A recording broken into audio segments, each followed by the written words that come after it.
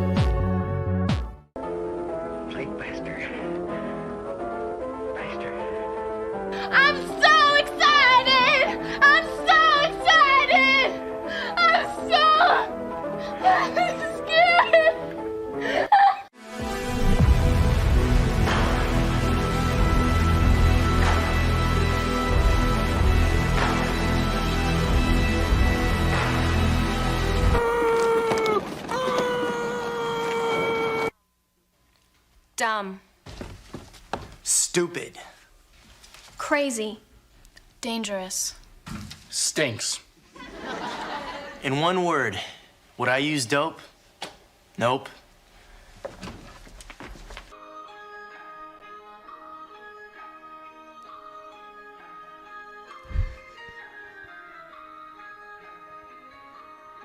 I don't know why I can't figure this out, bro. I thought it's like every other time, right? Before we get started, I am proud to announce that the Bogcast has officially partnered with Hempful Farms. These are products that I truly believe in and that I have been using for years now. Even Fabius and Gertie love their Paw Putty products. They literally have CBD for everyone. So if you want to save money when buying your CBD, just go to hempfulfarmscbd.com, use promo code BODCAST, and you will save 15% off when spending $35 or more. And you will get free shipping when spending $75 or more. So again, just use promo code BODCAST at the checkout and go to hempfulfarmscbd.com.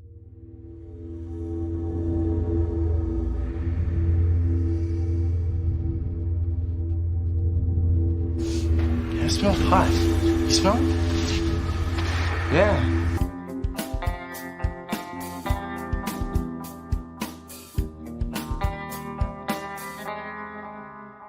Where the fuck is McClay? The following program deals with a controversial subject. The theories expressed are not the only possible interpretation. The viewer is invited to make a judgment based on all available information. We'll do it live. We'll do it live! Do it live! I'll write it and we'll do it live!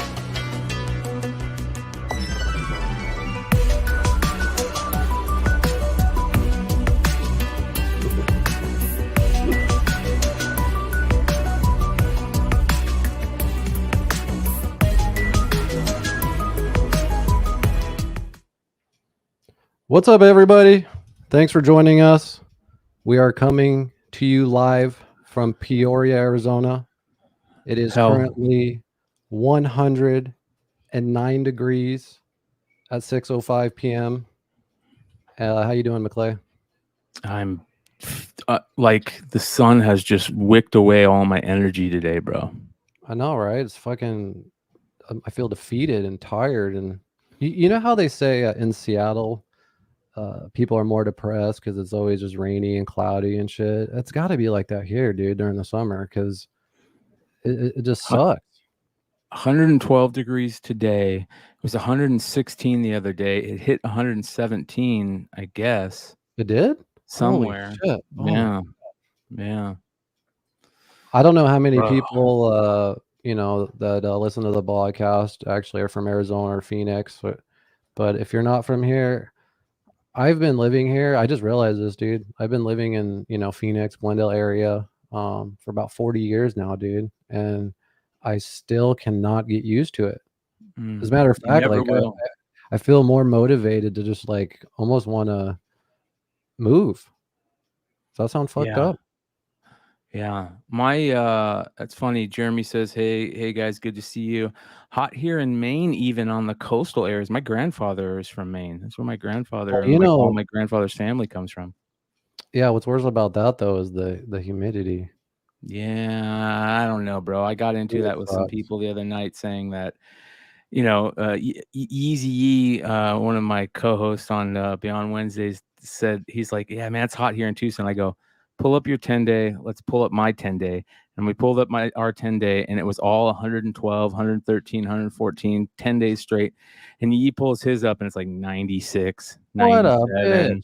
Yeah, And he's no like, oh, shit. dude, it's hot out here with the humidity. And I'm like, get the fuck out of here. If you're not breaking a century mark, I don't care if you have humidity or not. It is nothing compared to 114. Yeah, because I think it's because we're in a valley. So I think it's pretty much the hottest in the United States, like besides like Death Valley in California, right? Yeah. As far as I think the record we hit one year. I remember when I was a little kid, like it hit like 124 or something crazy. It hit 122 one day too, and we were moving. I was helping somebody move that day. Like, well, it was what was crazy, weird, dude? When I was a little kid, I didn't even think about how hot it was. I just played out there. I played fucking basketball game Baseball, after basketball football. game. Yeah, every sport you can think of all year round, no matter if it was hot as fuck out. So I don't know. Obviously it's just you're getting older, you realize it more. But we were just drinking out of the hose. Yeah. I remember there was finally a point. I think I was like 11 or 12. It was the year before I went into junior high. So I think, I was 11 or 12. And I remember we used to stay up all night. And then at 4 a.m., 3:30 a.m., we would go to the junior high baseball fields. And we had like 200 baseballs. And we would just sit there and play home run derby because you could hit it over the fence. Yeah. And we would wait till 3:30 a.m. all night to do that. We would order Peter Piper pizza, and that was back when they delivered the little pink Volkswagen Bugs, and we would play 21 on the basketball hoop all night until it was 3:30 in the morning, and we did that all summer. I kind of did this similar shit just in my driveway or in the street. Yeah. Like my dad bought us like a fucking almost like a spotlight, and we would just shoot it at our house and we would be playing all night. And you'd think the neighbors hated it, but they were actually all their kids were over at my house and we were just playing. So everyone was kind of cool with it, Poor dad, he'd be sleeping and every shot would shake the entire house. You know what I mean? And he never complained about it. He was always cool with it. So Yeah. His ass had to get up to work at like 3 a.m. How much fun was playing 21 when you were a kid? Did you ever play 21? Oh, for sure. I was more of a fan of just like the 2-on-2s and the 3v3s. Oh shit. Thank you. Brother. Fuck yeah. Shout out to Jeremy. Hell yeah, that's the shit. Thank you for that. There was a lot of basketball tournaments thrown at like Chaparral Park and things like that. So just any sport was fun as a kid, dude. I was talking with Jordan the other day. Like I even remember getting rollerblades and playing like street hockey. Like that was fucking fun as fuck for a little bit. Ball hockey, yeah, dude. But anyway, it's hot as fuck. We would go up to the elementary school right by me, and they had the 8-foot rims. Oh yeah, Bel Air, right? Yeah, Bel Air. So we would. Yeah. I would go there too. Yeah. That was so much fun. Yeah, dude, that was great, man. We had a good time growing up, man. It was a good time, dude. Great childhood, dude. I got completely fucked on basketball in a sense because, I was the shit in my driveway, right? Because I knew all the spots but the rim was only 9.5 inches. It wasn't the full 10 feet. So when I would try to translate that to like league basketball, my shot was always off and brick. Short, crazy, yeah. Yeah. So anyway, yeah, if you ever been to Phoenix or Arizona's a dope place. It's just I don't know. It's like too hot. almost till about fucking October is just hot as fucking balls out. I'm so excited because in 2 Oh weeks. shit, it's a rant. No. When you go like this, it's a rant. I'm cueing the music. I'm so excited because in 2 weeks, man, I'm gonna be in San Diego and it's gonna be 75 degrees outside, dude. And I'm just gonna chill. I want to just do as little to nothing but just chill, Smoke.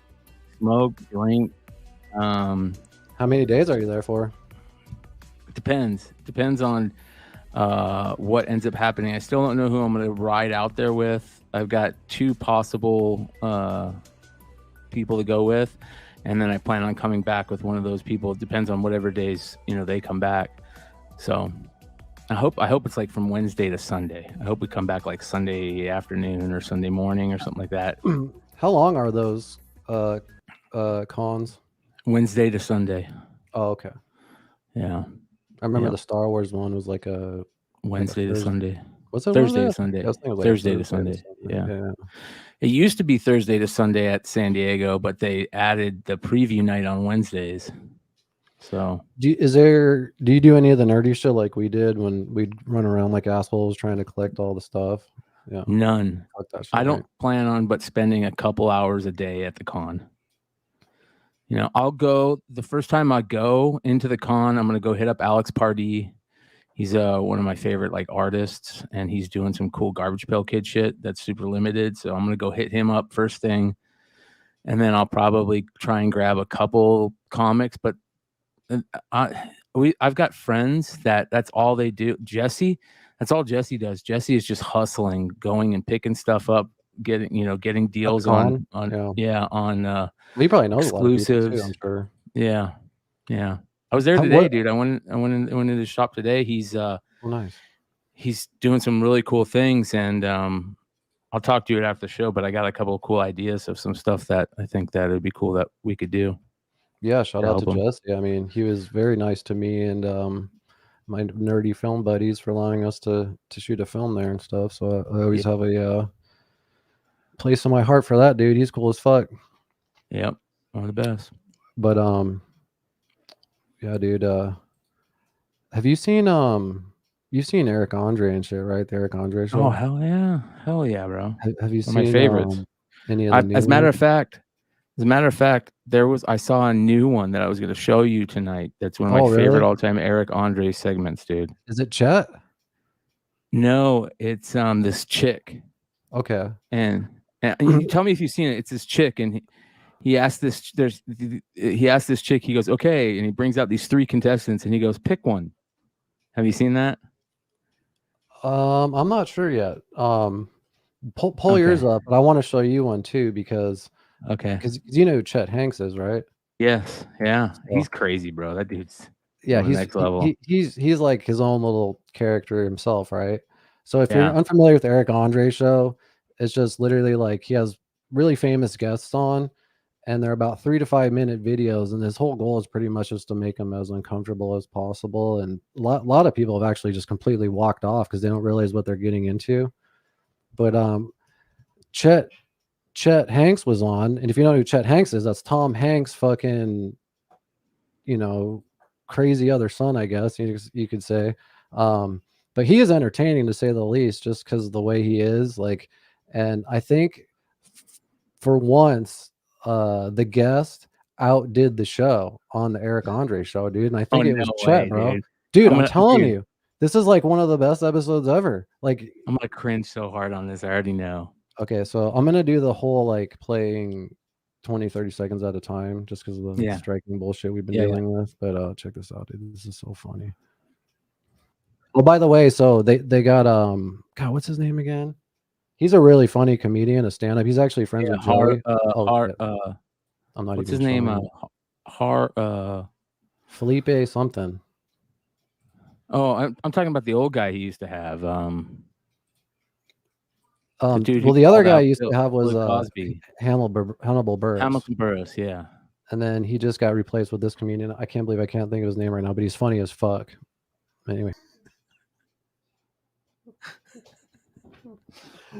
Holy shit, dude. This show is fucking genius. This show's so good. Like I said, I'm only pausing it for the YouTube Yeah. censorship bullshit. But all right, but here we go.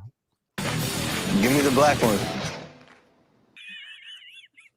Dude, that was the first time I've ever watched this show where I've seen him, Eric Andre, it was just a little like, what the fuck? Like almost where the guest, freaks him out.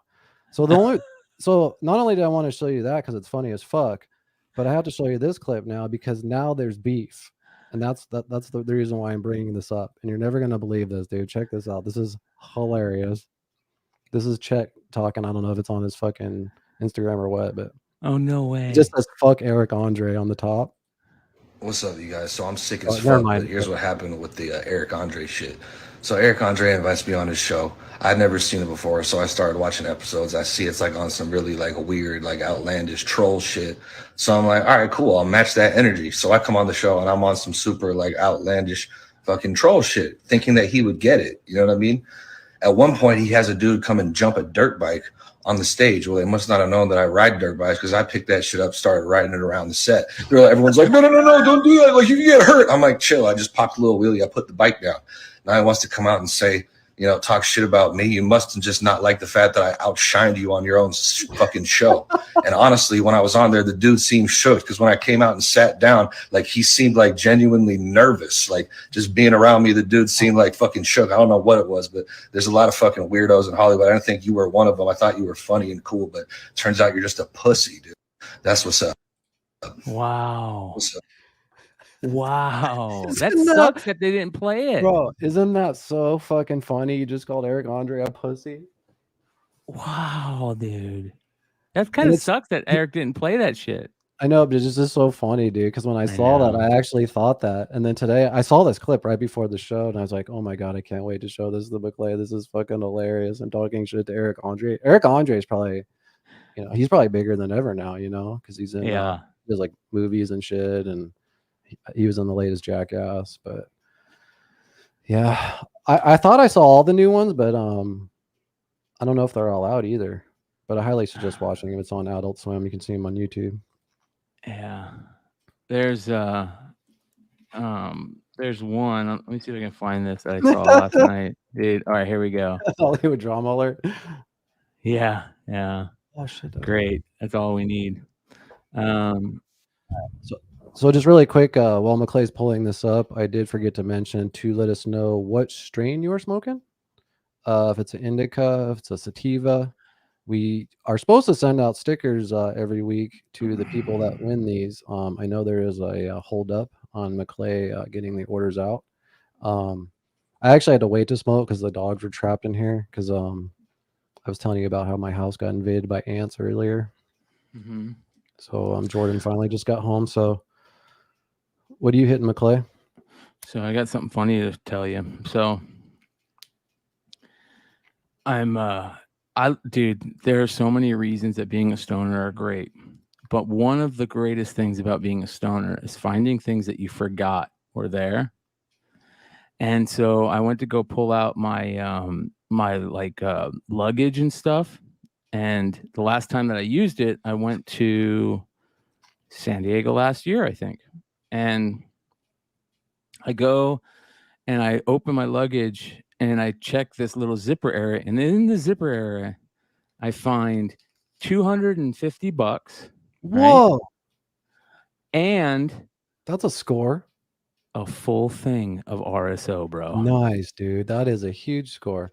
First of all, how do you forget about $250 and a thing of RSO? I don't think that would ever slip my mind. I'm a stoner, dude. I know, but I feel like I'm such a stoner. I know exactly like where my stash is at all times. Because of this, like I think you might be just I think you might need to calm down a little bit. Like it's too much. Oh geez. Let's celebrate. All right, whatever. You just put it in your butt. We're like, whoa, Jesus Christ, McClay. So there we go. And it is the high THC, not the 1-to-1. So I'm going to be on another level soon. I take the 1-to-1 and the 2-to-1. That's smart.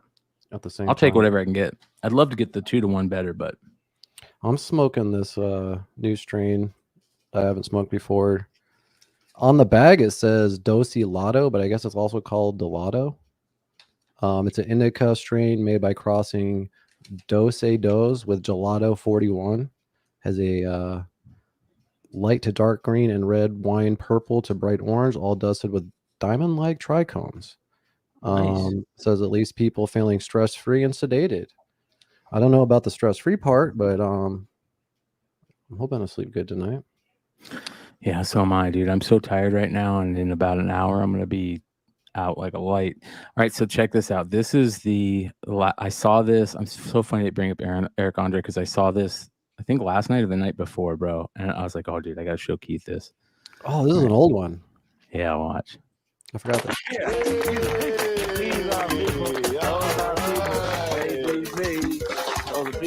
Okay, Maria, select your person. Just pick a person. Just pick a person. Any person. I'm gonna go for the dude in the middle. Oh, I knew you were gonna shoot somebody. I knew it. Oh my god. Oh man,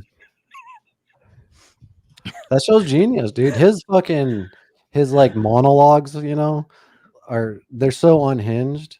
Like he just does the most wild, crazy, random shit. Dude, his sense of humor it's right in line with like my sense of humor, your sense of humor. It's like that. It reminds me of like 2 or 3 of our friends' different humors. Yes. Yeah, totally, for sure. Like we like I feel like we know people like would have shows like that, just super over the top, and how fun it would be to come up with bits for that show. Just how random the shit is, you know what I mean, that he does on there, and the set pieces, and he's always destroying shit, and you can get away with stuff you can never get away with anywhere else. By the way, everybody, if you guys ever want to call into the show, the lines are open through the Discord. You can find that Beyond Wednesday's Discord in the call-in live section. So I believe the links are in the description. If not, I'll go drop them in the description right now. Yeah, as far as like comedy shit, I wanted to talk to you about, dude. Tom Segura has a new stand-up special on Netflix that just dropped, I think, 2 days ago, and it's called Sledgehammer. It was pretty good. Me and Jordan watched it last night, or was it the night before? But it's definitely not like the old Tom Segura. But it's funny, dude. I laughed out loud a bunch of times. And you know what the cool part was that I totally forgot about? All of a sudden it says Phoenix, Arizona, and it shows him walking out, and he did it at Celebrity Theater. And I was just gonna say that. Yeah, but I forgot. So when I saw it, I was like, oh shit, fuck yeah. And it's just dope, like seeing him doing it. So we were just talking about Celebrity Theater, I think, a couple weeks ago. And I guess in a couple days he's gonna release a like behind the scenes video of him shooting it, at Celebrity. So I think that's kind of cool. Yeah, that's super cool, dude. I love because he spent a lot of time here in Tempe and Arizona. He did a lot of work at Well, they'll shoot like I think he did 4. Like he shot it 4 different times, and then they edited it into one and make it look like one seemingly, endless one. But there's takes from different ones. You know what I mean? Yeah. Which I always wonder, like, how they like do that with the audience. If like the front row is at least the same. It didn't really matter on this one because it was at Celebrity Theater, but sometimes they cut to the front row a lot. I just wonder if they keep like the front row people that have to show up to all 4 shows. So it's not different people in the audience. Does that make sense? Yeah, totally. But yeah, it would have been cool to like actually be there and see a filming of a special. You know what I mean? That's cemented in stone. Louis C.K. shot his special at Celebrity Theater. It's pretty dope. Really? I forgot about that too. Somebody is actually shooting a special at the mothership. I forgot who it was. I think it was just because he had this plan for years. So but you're right. I'm sure a lot of new specials will start coming out that are going to be filmed at the mothership. But dude, if you want to come over on Monday, and I'm sure Jordan, our Bang sponsorship, shout out to Bang Salon. It's our very first sponsorship that we had. It's actually my girlfriend's salon. They actually just won best salon for the best of Phoenix, and she opened up a new salon and shit. Actually, let me show you a video. Yeah, let's play their new commercial. I want their new commercial is really good. I want to see it. Yeah, but why was I bringing up Banged? Because I need to get my hair cut. Oh yeah, on Monday. Well, I'll get into it because I kill Tony and shit like that. This is actually a video that I got to edit for her. That was fun. This is my girlfriend. So she just got upgraded her salon and got new employees and shit. So she went from like 2 chairs, I think like 4 or 5 now. Hold on. What's that thing out of the middle? What? Oh, sorry. Never mind. I said something that was on my screen. Oh.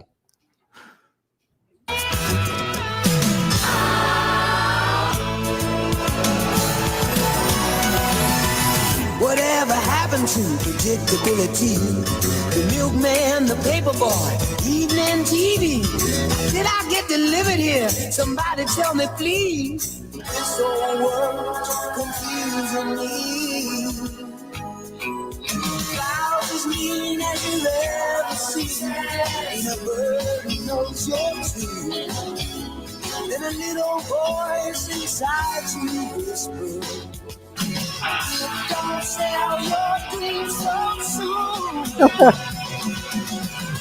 Everywhere you look, there's a heart, I hear the heart going to. Everywhere you look, there's a look.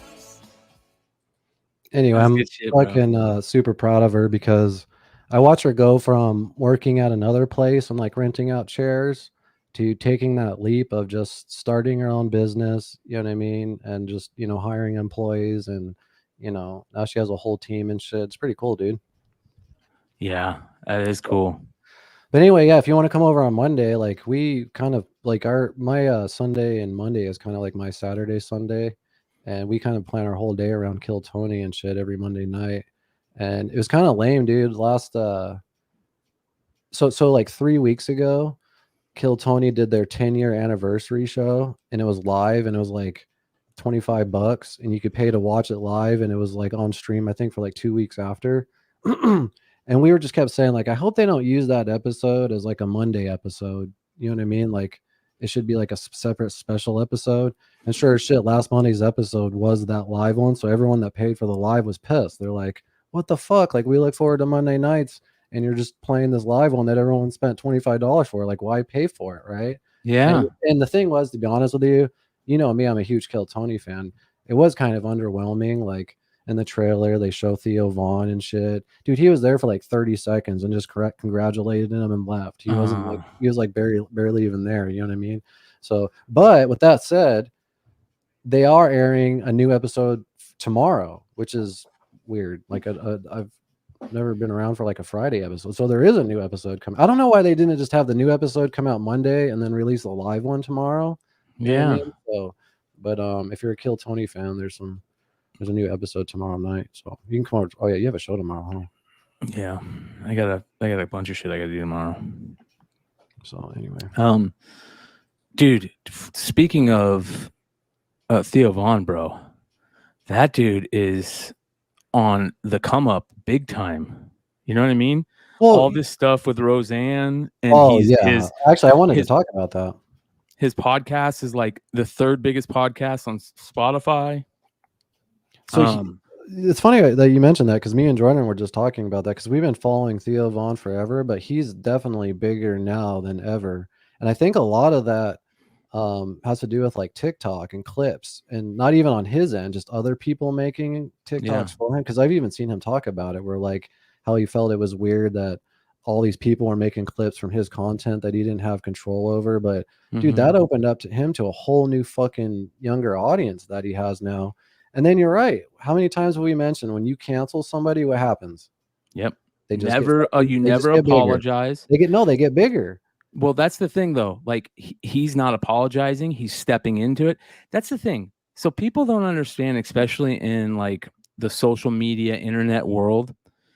If you get canceled for something like, I mean, it's one thing if you get canceled something for something that you actually did that was fucked up, but people try to cancel people all the time in this world, and it's over usually stupid shit. And if you apologize and keep apologizing and keep apologizing and keep apologizing, the people that you create as your audience will eat you alive. For sure. That's the why I first respect thing Theo. I respect Nick Merckx. I respect all the people that just stuck to their ground and shit. Yeah, you never apologize to these motherfuckers, dude. Fuck that. Yeah. And that's what Theo did. Theo's like, fuck it, I'm just going to keep my head down. I'm going to keep bringing on killer guests on the show. And here's the other thing. I really think that stepping away from King and the Sting really helped him, big time, like major. So yeah, you don't that you think that association with Brendan Shaw was bringing him down? Yeah. I hate to talk shit about other people's podcasts, but the new one with Brendan Shaw and Eric Griffin and Chris D'Elia. Yeah, it's pretty fucking. Yeah, it's rough. It's pretty bad, dude. But this is the kind of shit I like Theo Von does. Is YouTube's on this fucking spree of just removing content constantly. I can't even talk about the person that they do remove content, because then they'll remove this show. But Theo Von was the latest victim of that. So he just came on Twitter's like, my podcast with Roseanne was removed from other platforms, so I want it to be able to live somewhere. And she went on this like sarcastic rant about I don't even know if I could say it on here, but people clipped it and took it out of context. But if you hear the whole thing, you could tell like she's being super sarcastic the entire time. Like, that's what sucks. You can't even be sarcastic nowadays, bro. Roseanne is like a mom to me, dude. And this is this is gonna sound crazy for maybe the younger generation, but if you didn't grow up during that time period when Roseanne was on TV, you don't know what I'm talking about. That felt like everybody watched that, huh? Yeah, that felt like everybody's family, man. Dude, Dan and Roseanne, the character that what's his name plays, Goodman plays, is like my dad to a T, dude. Like the mannerisms, the way that he acted, and that was my dad. Like I watched that show and I would always see my dad. It's unbelievable. And that show was such an important thing to that time period because, they were just a regular American family. And then they would bring up politics and stuff in a way that not even like necessarily even politics, just like tough subjects to talk about. Yeah. Like when Darlene was getting people beat, being gay. You know what I mean? Yeah. And Darlene was getting that. beat. Yeah. Just like crazy shit. But they were able to like have that juxtaposition of these fucking crazy subjects, but like comedy, and it'd be funny as fuck. But there's some pretty dark moments on Roseanne, I remember, dude. Being like, holy shit, like, what the fuck? Yeah. And all the Halloween episodes. Remember all the Halloween episodes on Roseanne? Better than The Simpsons every day. They did her so fucking dirty. Yeah. They did her so all of fucking them, wrong. Including John Goodman. Especially because they Darlene, stayed on the show. Her real name, but that Darlene chick, like the main one that got her off. And I just saw actually an interview with Roseanne talking about like how that just destroyed her because she had done so much for her, throughout her whole career. And then for her to like throw her under the bus and get her fired from her own show, it's like, what the fuck? Like, that's why I love how she has this kind of comeback in a sense, almost because of Rogan. Like Rogan would, as all this shit was going down and everyone was trying to cancel her, Rogan was the one person always like, look, man, she was in a car accident, when she was a kid, she hit her head real hard. Like she's not even all there. And it was all off of that tweet. She got all addied out, was drinking and made that fucking tweet. Remember? I forgot. It was like something stupid. Yeah, some dumb shit. I love that thing that I think it was Joe that posted it, and Roseanne's at the mothership and she's got a drink in one hand and a cigarette and she's just dancing and she's just feeling it, and I don't think she knows anybody's filming her, and you could tell she's just having a good time, and again, I look at Roseanne as like my mom, you know what I mean? I seriously that my family would all sit around we would eat, or we would, and then we would go you watch would that schedule show. your shit around television back then, Yeah. because shows came on at 7, 7:30, 8, Yep. 8:30, 9. And some shows you watched, some shows you didn't. But Yep. I remember like some shows the entire family would watch it, some like half or whatever, and then Dude, that was a good time period. I mean, I love it better now because we can watch anything we want at any time, but there was something simple about that. And then everybody would watch those shows. Like, there were certain shows that I never thought I would get into that me and all my friends got into, like fucking West Wing. You know what I mean? I don't see myself getting into that show, but that show was written so well that you just loved watching it. NYPD Blue. NYPD Blue went through a run where they had, Ricky Schroeder. Who's the guy before Ricky Schroeder? The big tall guy that played Leia's dad. I didn't watch that show. Jimmy Smits. Jimmy Smits. Yeah. So they had Jimmy Smits, Ricky Schroeder, and the dude from Saved by the Bell all come on there. They were in shit parts of their career, and after playing cops on NYPD Blue, it would like turned them into like great actors. You know what I mean? There's certain shows that are written so well. Well, West Wing was written by Aaron Sorkin, who wrote became a fucking almost like a legend in movies and stuff like that. But he's known as innovating the walking talking shot where two characters are walking and talking, like, which is kind of unnatural. Like, it's not a lot of times where people are actually doing that, but it's just a way to give movement to a scene. But now like almost every movie and show does that now, where two characters are just walking and talking like really long conversations. My second favorite TV show ever was a show that only lasted 1 year on NBC. It's called The Black Donnellys. It was so fucking good, bro. It was it was so fucking good, dude. But I wonder if it holds up now. I almost want to rewatch it, but from my memory, I remember every episode almost feeling like a movie. Like that was the first time when I watched like a show and I was like, holy shit, this is like, there's really cinematic moments in this. Like, it was almost more than television. Yeah. The Black Donnellys was a shit. I don't understand how shows like that just don't continue on. It's just insane. Great actors. That's the first time I ever saw the chick that is directing the Madam Web, that she was married to Ryan Reynolds for a little bit. What was her name? Anyways, Cannabis. I remember that dude from Sandlot was all addicted to drugs and shit.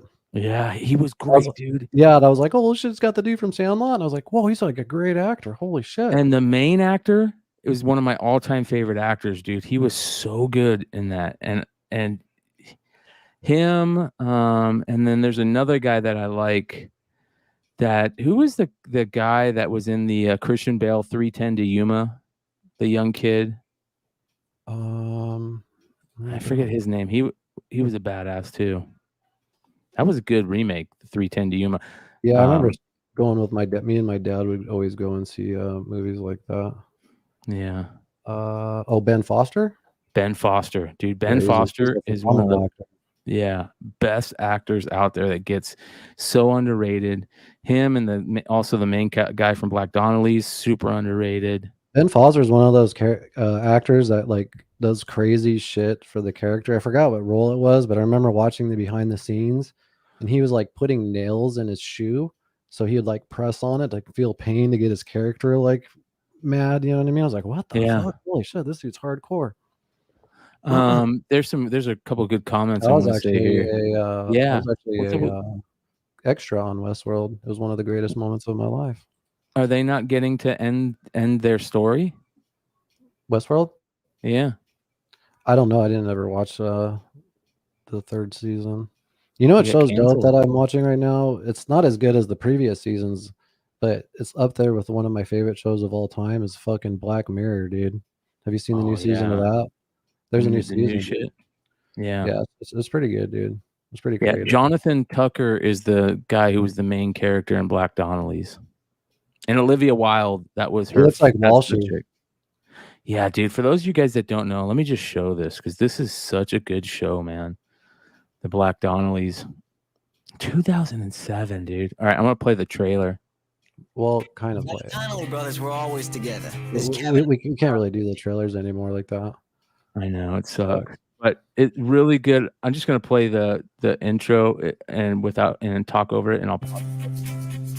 It's about these brothers, these Irish brothers that grew up, and they're like Black Irish, and it's during like, I think it's during the 90s. Is it during the 90s, dude? But they get involved with the mob and stuff, dude, and it's just such a good. It's like one of Olivia Wilde's earlier roles, huh? I wonder if the creators have made anything now that's like relevant.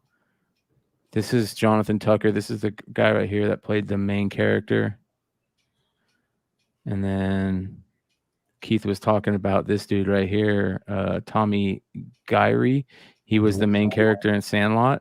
And Sandlot's one of my top 10 favorites of all time, dude. Me too. Yeah. And he played the fuck up brother in the Black Donnellys, and so good. I don't even know this guy's even acting anymore. You know what it's like when I talk to Jordan about the Sandlot and I get all excited and then she doesn't even realize who James Earl Jones is, and I have to explain. I'm like, that's the voice of fucking Darth Vader. Like, I saw some behind the scenes of that where they were like he was only there for a day to shoot that, you know.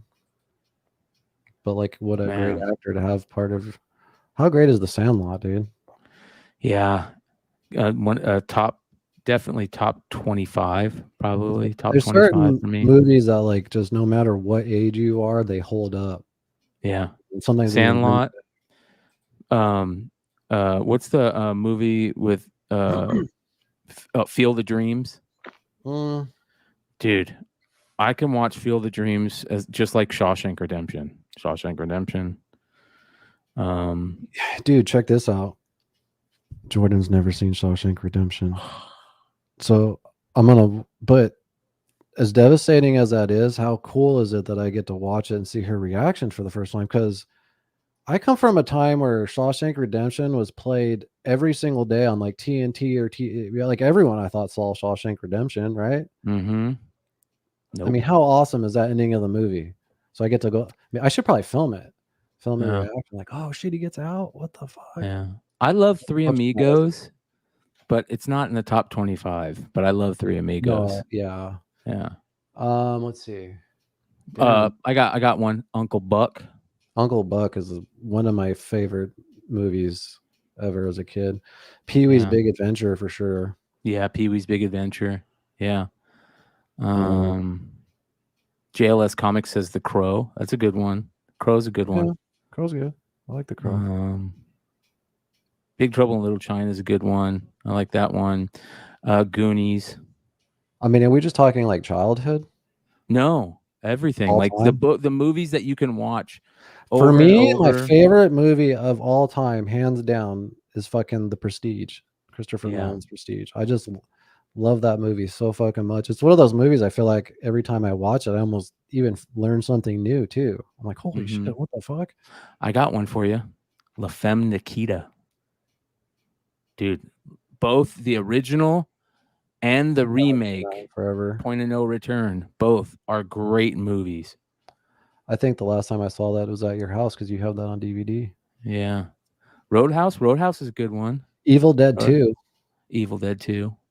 Yeah. I mean, Evil Dead 2, you could just, anytime it's on, I almost stop what I'm doing and watch it. Yeah. I would even put Army of Darkness kind of there too. Because Army of Darkness is good. It's not as good as Evil Dead 2, but it's a little funnier. Oh, yeah, it's completely different for sure. Yeah. But it's charming in its own way, for sure. Conan, for sure, dude. One movie that honestly changed my life, dude, as a child or kid is Terminator 2. Yeah. Like, I got a really good one, dude. Days of Thunder. Yes. Days of Thunder, dude, is one of the most underrated. And I got another good one. Young Guns. Yeah. Which one's better, Young Guns or Young Guns 2? Young Guns. But old Tombstone. Martyrs. I don't know if I could watch Martyrs though anytime. Like Martyrs is a little rough, dude. There's That's like rough to watch. There's like 20 minutes where it's just someone getting their ass whipped and you're just like watching it like this, like fuck, please. I got a super hot take, dude. Oh no. Predator 2 is better than Predator 1. Is Predator 2 the one with Donald Glover? Danny Glover, yep. Danny Glover, And Danny Glover. yep. Glover. And Gary Busey. Oh, bro, I love that movie because of the history parts with the gun, the pirate's gun, and when Danny Glover was a badass in that. And I got another hot take. Oh, I got a good one. Die Hard 3 is super underrated with Bruce Willis and Samuel L. Jackson. Yeah. All the Die Hards are amazing. I got one that's really good that I can watch anytime. Right. 2 of them actually now. Commando. Yes, Commando. Yeah. Cobra. Total Recall. Yes. Yes. The reason why Total Recall is because that one scene. It makes me think of Chris Jackson because one time we were taking acid and we watched it at this chick's house and he was laughing his ass off the entire time. So when I watch that movie, I see humor in it, from like Chris's perspective. Because that movie's pretty fucking funny. Total Recall, all the faces and sounds and noises he makes, like when his face is melting on Mars. Oh, bro, that's just and his eyes are popping out. Yeah. And then the lady's mask. I always just remember the 3 tits. Remember the 3 tits? Yeah. I feel like I met that lady or I have her autograph or something at like a convention. I feel like I met her, dude. I think I have that lady's autograph, dude. Yeah. I think she was like an Ewok. Yeah, I do. I have that lady's autograph. She was an Ewok. She was at the Star Wars shit. Because I remember getting it and then it had like all of her other credits. I was like, holy shit, you were the 3 titty chick? What the fuck? That's a legendary. That's a legendary role. That's one of the most legendary roles in cinematic history. Fear and Loathing is up there. But dude, I've watched that movie so many times on mushrooms or LSD, and it's very interesting to watch after seeing it that many fucking times. On New Year's, remember? Yeah. Definitely, Fear and Loathing is definitely up there. Dude, I cannot stop laughing every time I watch Me, Myself, and Irene. Oh yeah, because you were on under psychedelics. Yeah, because of the seeing it for the first time on mushrooms. You can't watch this movie over and over again. No, I hate Requiem, dude. I can't stand it, even though it's a great movie. Yes, you want to get out of fuck. Fucking crazy lady. Oh man. Dude, Rainbow Randolph. I got one point. It's a Mad, Mad, Mad World is one of the greatest all-time movies ever, and that's a big thanks to the great Tracy Belanzia that showed this to me when I was a kid. We were all kids, and he was our basketball coach, and he's like, "I'm going to show you guys one of the greatest movies ever," and it's Mad, Mad, Mad, Mad World. You know that made me think of, which is another fucking badass movie, Donnie Darko. Yeah, that movie's bad as fuck. Yeah. The Naked Gun. Oh my God, dude. That's one of my dad's all-time favorite movies is The Naked Gun. That was up there when I was a little kid too. Yeah. All the Naked Guns. I used to love that just stupid humor. Like that shit to me when I was a kid was just the funniest shit. Just that dumb, dry, just Airplane. Like when that scene when they're like about to have sex, especially when you're a kid, and then like body condom themselves, and then they do the body condoms. Like that shit's fucking genius, dude. Yeah. JLS says I was in the middle of typing Donnie Darko when you said that. Synchronicity, bro. You can't get away from it here at the Bogcast. I actually like on TikTok they have these like theory videos of like people who just just go deep on dissecting movies and shit. And there's one like who does Donnie Darko. There's a lot of crazy theories about that movie because it's about time travel and all that shit. Yeah. That what made me think about that is when it said it's a mad, mad world, because Mad World is that song is in it at the end.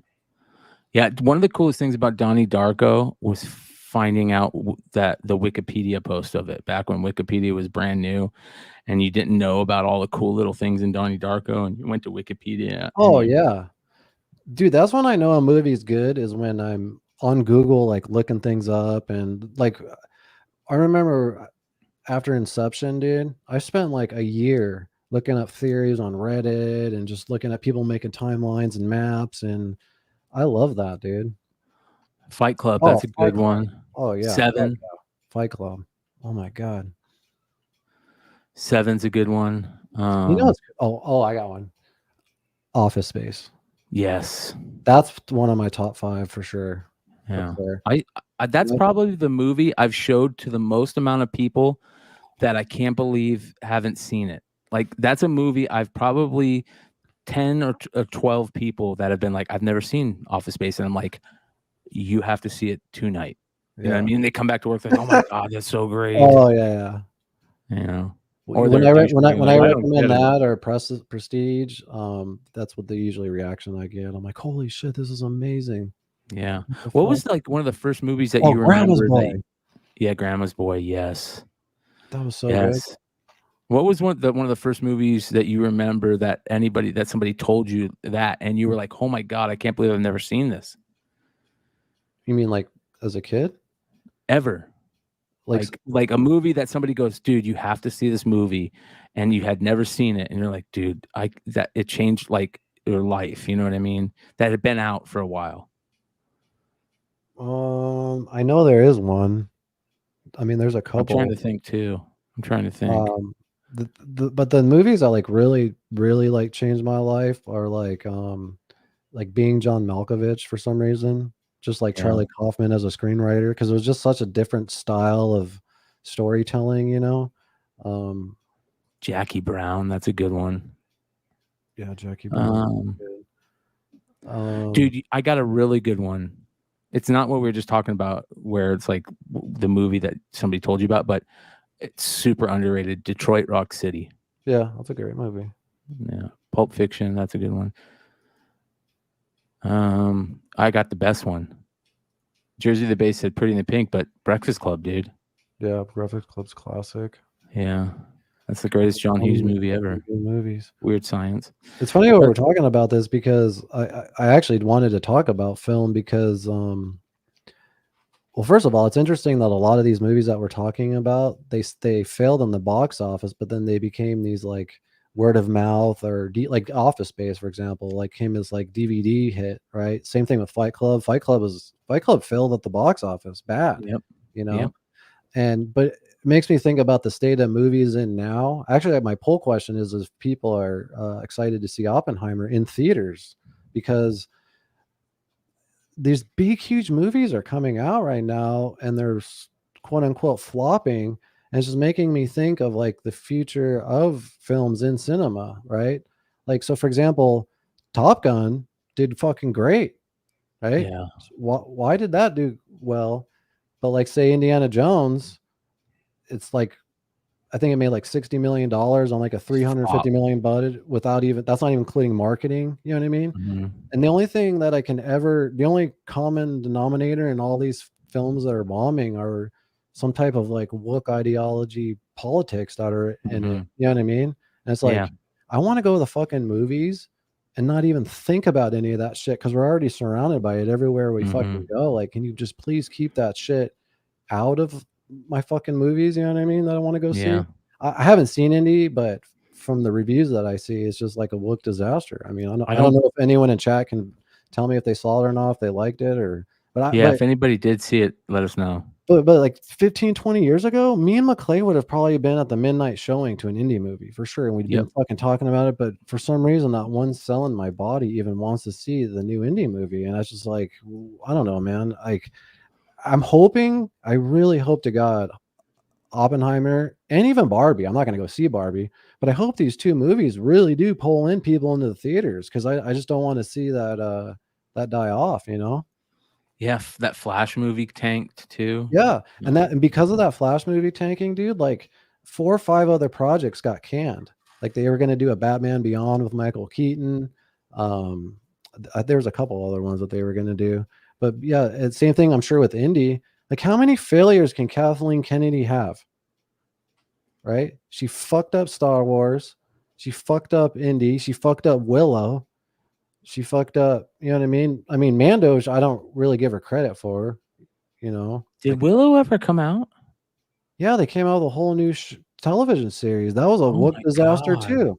Oh my God, I forgot about that, bro. And then they fucking just took it off, and it's like, to be honest with you, dude, I haven't watched anything Disney in like 3+ years, but watching them fucking fall and lose all this money is more entertaining than anything I think they put out in the last 3 years. It's fucking, you know what I mean? Oh, fucking, when's Kathleen Kennedy gonna fucking go? Yeah. Is Yeah, Daniel says 90%, 97% of any current movies are trash. Yeah. That's why we have to go see Oppenheimer, dude. I'm down. I'm totally down, bro. And I you know, want I to see that know movie in the people are like, theater. "Oh, it's 3 hours and shit," but how many times have you put on an episodic television show and watched 3 episodes in a row? All You the know what I mean? time. So I'm just looking at it like that. It's just each hour is the act 1, act 2, act 3, and you know, that motherfucker, Dude. that camera guy, dude, that Hoyt Van Hoytema or whatever his name is Yeah. carrying around a fucking 250-pound 250 IMAX pound. camera and shit, you know, shooting all this shit. Like, Yeah. Nate 138 says, I think Oppenheimer is going to be huge. That new movie is a must-see. Sound of Freedom. What's Sound of Freedom? I've heard about that. Is that? oh, you know what? That's actually an interesting movie where it stars Jim. How do you say his last name? The dude from Passion of Christ, Caviezel. Caviezel. Jim Caviezel. Yeah, and it's just about underground trafficking. And what's interesting is, you know, people are in the theater like in tears watching this. It's getting painted as this alt-right movie on Twitter and shit like that, which is pretty crazy. But dude, it showed in like so many less theaters than Indy, and it actually, like, I think made just as much money, if not more money, than Indy, which is crazy. Is that the one that Mel Gibson's part of? I don't know if I think he's doing a documentary. Okay, This yeah, is because more Mel like- Gibson's got some crazy shit I Yeah. heard coming out. Yeah. Yeah, speaking of So, Braveheart, rated R. R.I.P. Mel Gibson. Yeah. Mel Gibson's a phenomenal director. Yeah. I mean, They got we canceled. talked about it last week. Apocalypto, amazing. Oh my God, dude. Braveheart. Braveheart's amazing. Passion of Christ is good. I'm not even like, you know, religious or anything. It's bad as fuck. Yeah. I watched a podcast with Jim Caviezel talking to Sean Ryan the other day. Oh, There's yeah, I this saw that. podcast, yeah. I didn't get Jim Caviezel is like too calm, dude. He's so calm and just nice that I think he has can't Christ watch in him. I know, it's weird, bro. It's not weird. I'm jealous of that. That just made me think of another badass movie, The Count of Monte Cristo. Oh yes, bro. That The one movie's with so Guy bad. Pearce. Yeah, Guy Pearce and a real young Henry Cavill. Yes. He was like a kid in it, dude. Oh, bro, that That is one of movie the was all-time so best bad. movies. You know, it's another good one with Guy Pearce is the one Ravishing, Ravishing, or with him and the guy. Oh, here we go. Memento's bad as 28 weeks fuck. later. 28 weeks later, dude. The one with not with Is that the sequel? I mean, So the sequel. The first Yeah, one's yeah. great, Yeah, but dude, yeah. the sequel, Yeah. the first 15 minutes of that movie are some of the best first 15 minutes of Is a that movie one that I've ever dude seen. bells on his family? Yes. He's his And wife. the Yeah. music. The music is so sick. Oh, it was the first time we heard that song being played and they use it all the time now. Yeah, Oh. that reminds me, dude. Danny Boyle, he is another Yo. phenomenal director that's bad as fuck. Like The Yes. Beach. The Beach is bad as fuck. Beach is amazing. Train Spotting's amazing. Train Spotting's amazing. Yeah, dude. I really like that actor from Train Spotting. I'm forgetting his name right now. Ewan But he McGregor? was in 28 Weeks Later, and he was Oh. in The Ravishing, or what was that movie with him and Guy Pearce where they in the middle of the woods? Last of the Mohicans, that's a great one. Daniel Day-Lewis is an amazing actor. Oh, Snatch. There Will Be Blood. There Will Be Blood, yes. Yes. That's top 10 for sure. Yeah. Man, good shit. I love talking about these old movies because I want to go watch them. Dude, I'll be honest, man. Chad Cave brought up Road Warrior and Mad Max movies were epic too. I love those movies, but I also love the one with Tom Hardy and Charlie Oh, Theron. that movie's phenomenal. Yeah, dude, the fucking amount of work that went into shooting that shit and how they coordinated it, and it blows my mind. Yeah. God, what's his name? What's the director of that shit? Yeah, the Mad Max stuff. Yeah, he's a bad motherfucker. We were talking about how he had a Justice League movie that George Miller that he almost did. That would have been sick. Yeah, dude. But I'm really looking forward to Oppenheimer, so I'm down. Well, I wanted to talk about the different formats and all that shit. I just have to take a quick piss. I don't know if you want to do like a quick plugs and all that shit, or just play the thing real quick, and because I gotta go take a piss too, and I'll play the thing, and then I'll hit it with the we'll be right back, and we'll get into Oppenheimer, UFO report, and I'll probably be. We'll get super ripped. Yeah. Where's it at? Summertime's coming up, and you know what that means. A stinkier ball sack is on the way. And if you're like McClay, not only do they stink, but you probably have been growing them out since November. But they deserve better. And we're here to help. The Performance Package 4.0 has arrived, and oh man, is it a game changer. Lawnmower 4.0 trimmer. You get the Weed Whacker ear and nose trimmer, the Crop Reviver ball deodorant, the Crop Preserver, the boxers. You even get a traveling bag. So get 20% off and free shipping with promo code Bogcast at manscaped.com. That's 20% off and free shipping at manscaped.com with promo code Bogcast. Trust me, your balls will thank you.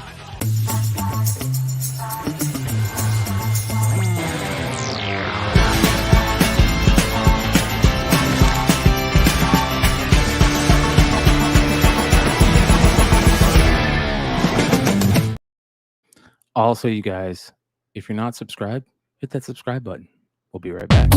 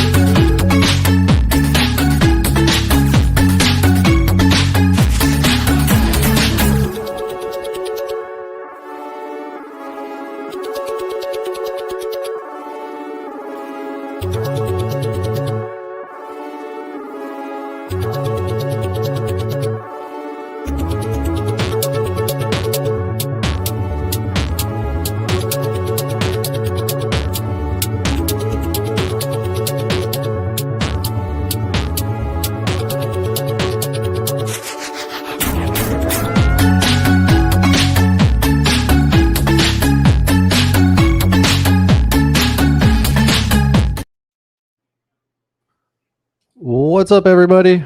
Appreciate you guys hanging out with us. If you have a free second, make sure you are subscribed to the channel. You could, if you want to support the channel, just go ahead and hit join. There's different tiers and perks you can get for all that. We are also live on Rumble. Make sure to check us out there. We are trying to hit the 100 followers over there. Shout out to Rumble for always being there when we get our YouTube strikes and shit like that. So for whatever reason, if you don't see us posting content or in the community page or whatever, like anything like that, that means we got a strike. So you can always find us on Rumble. We are also on Twitter. I'm on there too. Hang on a second. Yes, sir. We are live on Twitter with 0 viewers. I think it's because we have to pay for that verified bullshit. You guys in chat hear about the new threads? Like, what's that bullshit? I gotta fucking sign up for another app. What the fuck? Fuck that. Did you see the Threads bullshit? Yeah, what's going on with that? Well, yesterday I signed into Instagram and it just like this thing popped up like click on this for Threads, and I'm like, what the fuck? And then today I find out it's like this competitor to Twitter in a sense, from Meta, and it connects to your Instagram account, so you can kind of post your stories to it. It's just like an alternate Twitter, but dude, Meta is in the pockets of the fucking CIA, the FBI, fucking Department of Justice, like, and you sign your life away when you sign up for those apps. And apparently, if you can't delete that, like if you want to delete your Threads account, you have to delete your entire Instagram because it's. Are you kidding me? Yeah. So I don't know. Well, I just don't want somebody taking my name on there. You know. Yeah, I know. Some people, like a lot of creators, are saying you should sign up on there because it's this new thing or whatever. But honestly, I'm trying to get away from Meta and Facebook and all that shit. And Instagram, for me personally, sucks.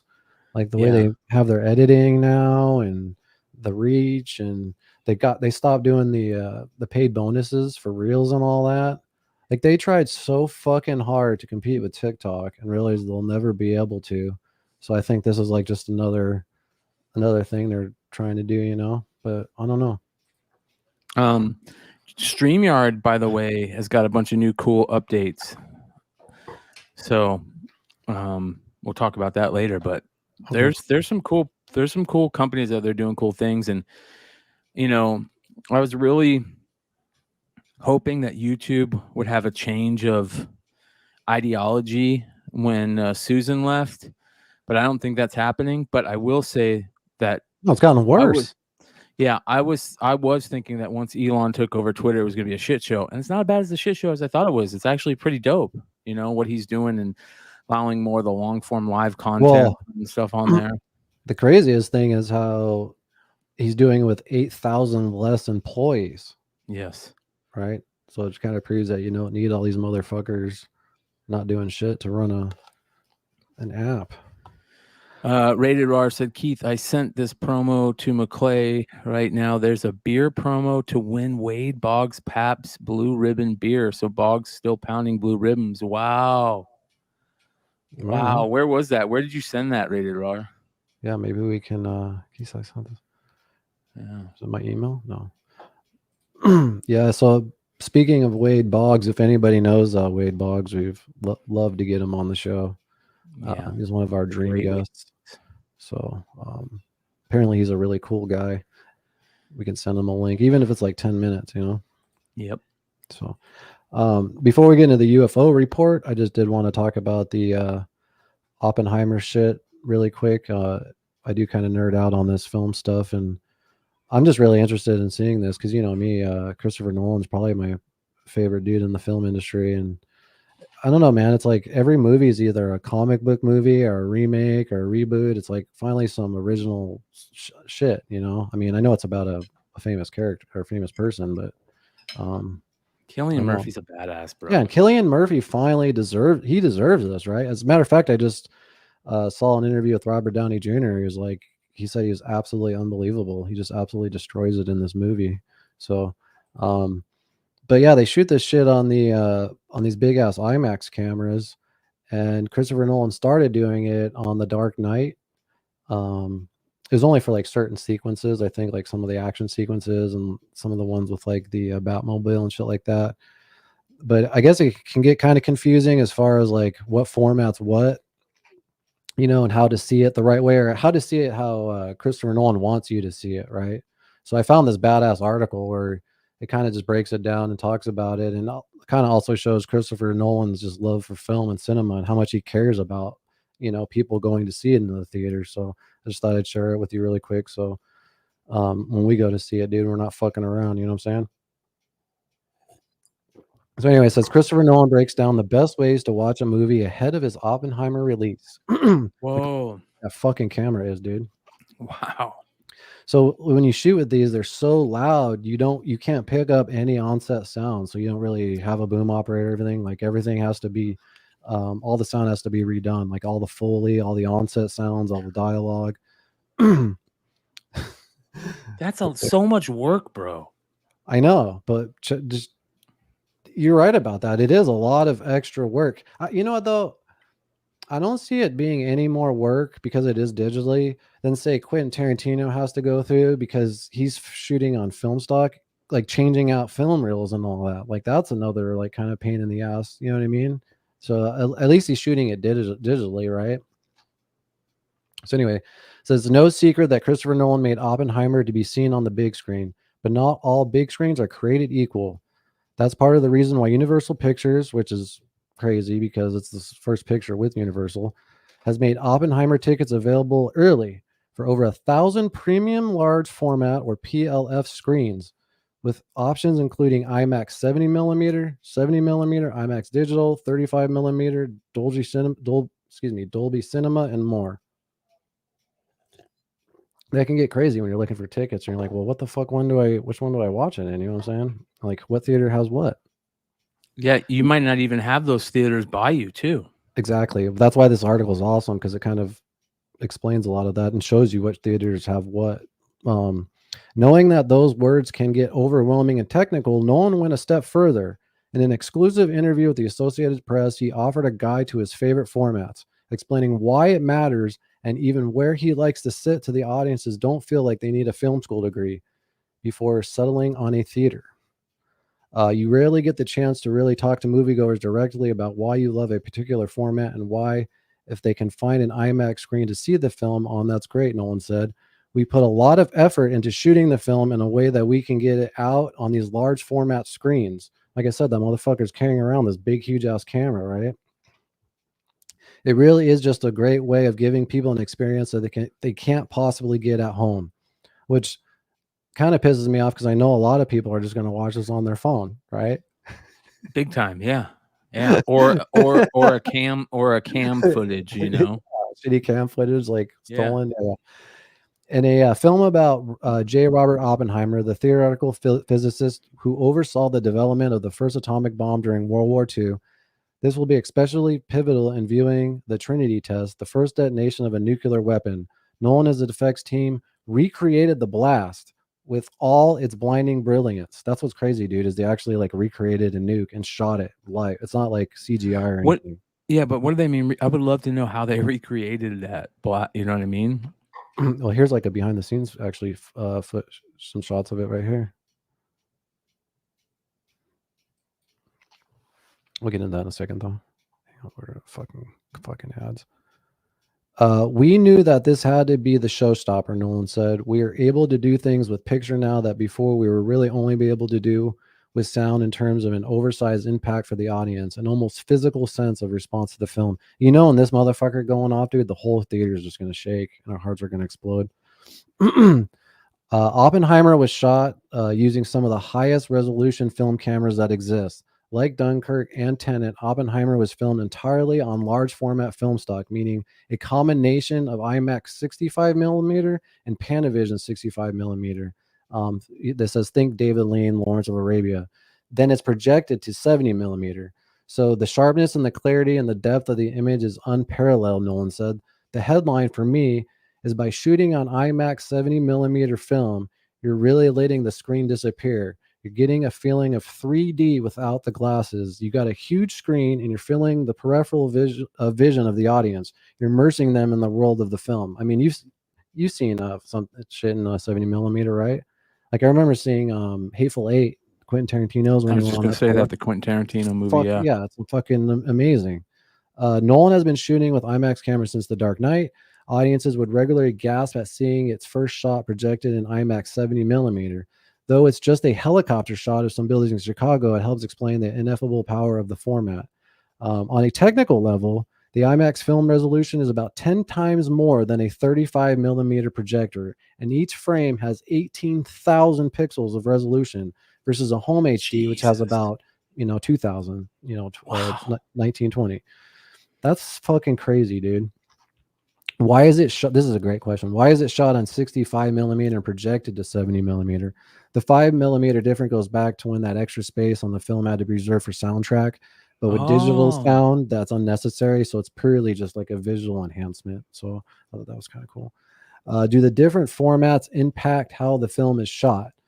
We have to plan very carefully because by shooting an IMAX film, you capture a lot of information. He said, your movie is going to translate very well to all formats because you're getting the ultimate amount of visual information.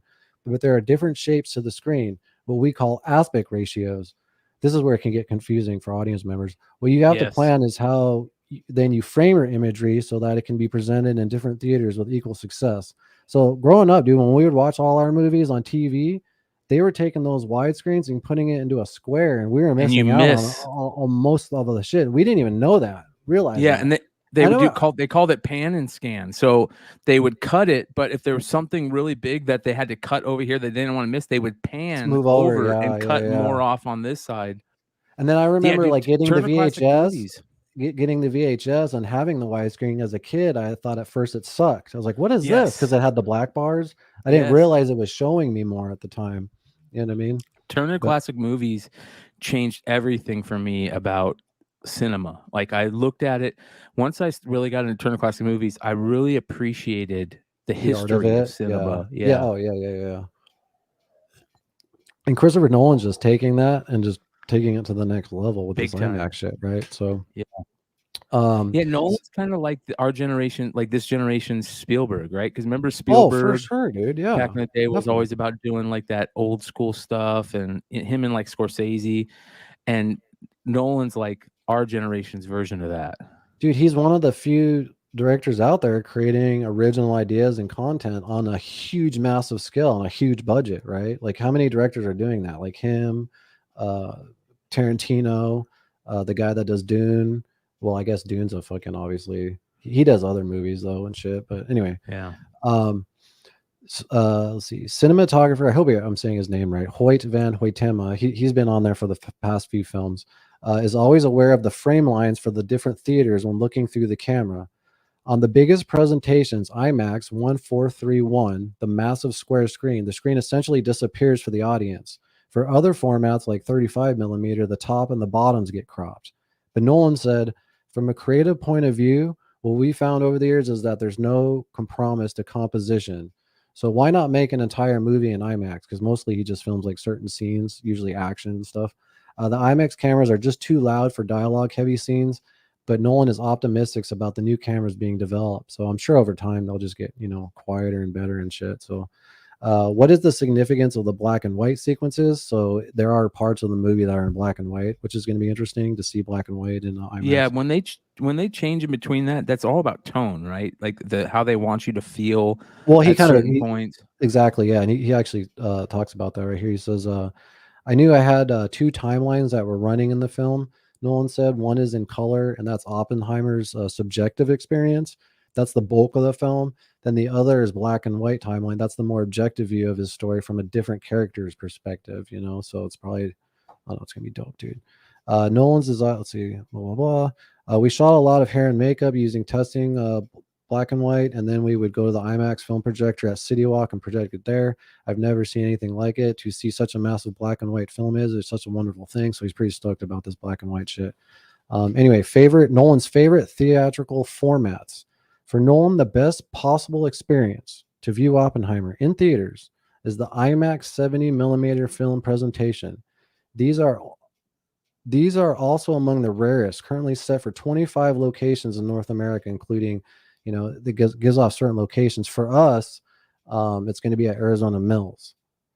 So I was about to say, is there one by us? And I was going to say it's probably Arizona Mills or. So you kind of just got to look it up to see if your theater is going to have, this projection or not. This is crazy, dude. The prints span over 11 miles of film stock and weigh 600 pounds and run through film projectors horizontally. Let's see, there'll also be over 170 millimeter prints on sale, blah, blah, blah. The two formats in there, I love them. The sequences projected in IMAX 70 millimeter really come to life on those screens, and vice versa for the 70 millimeter sequences on those specific projectors.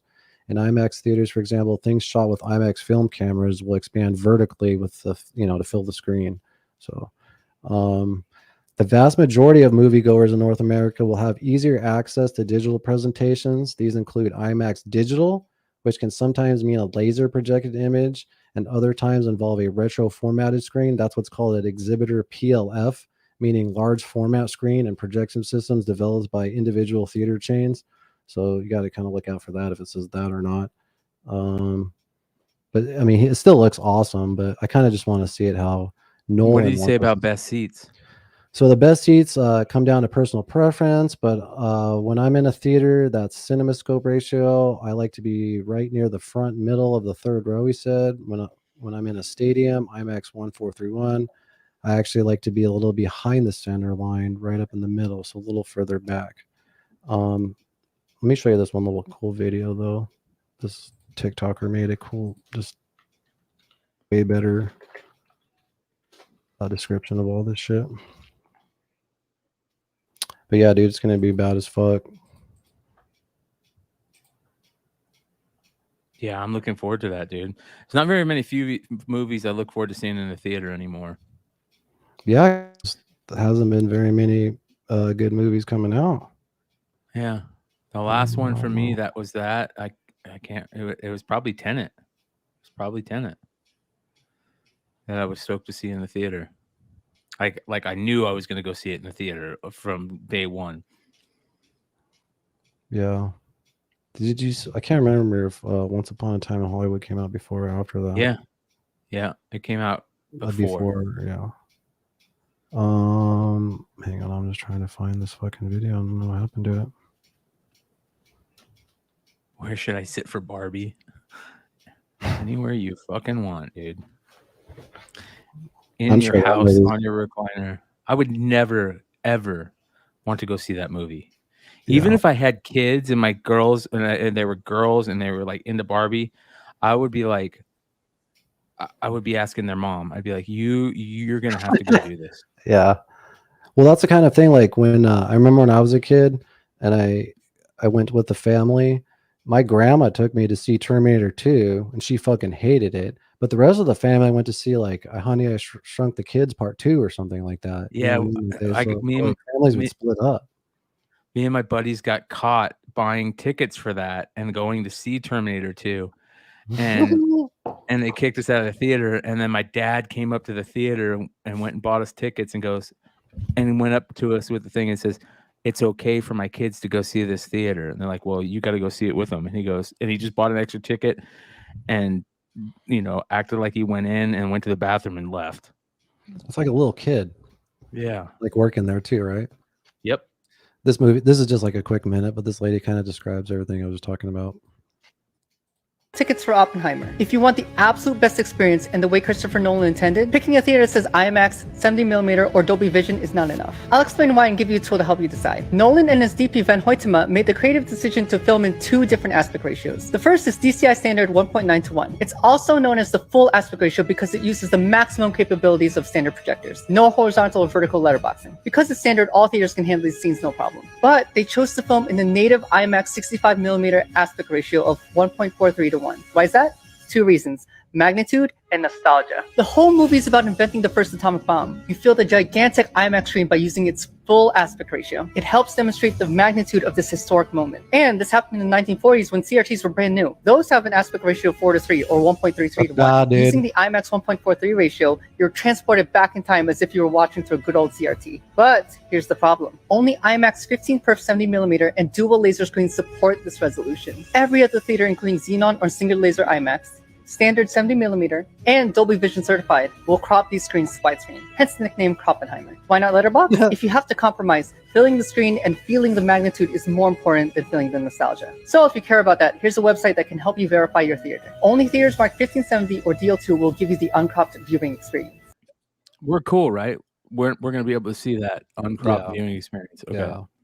I got to fuck with formats with the sound guy because when it goes in the Buck Rock commercial, I went to the letterbox back to the widescreen. You know what I mean? I thought that was kind of cool.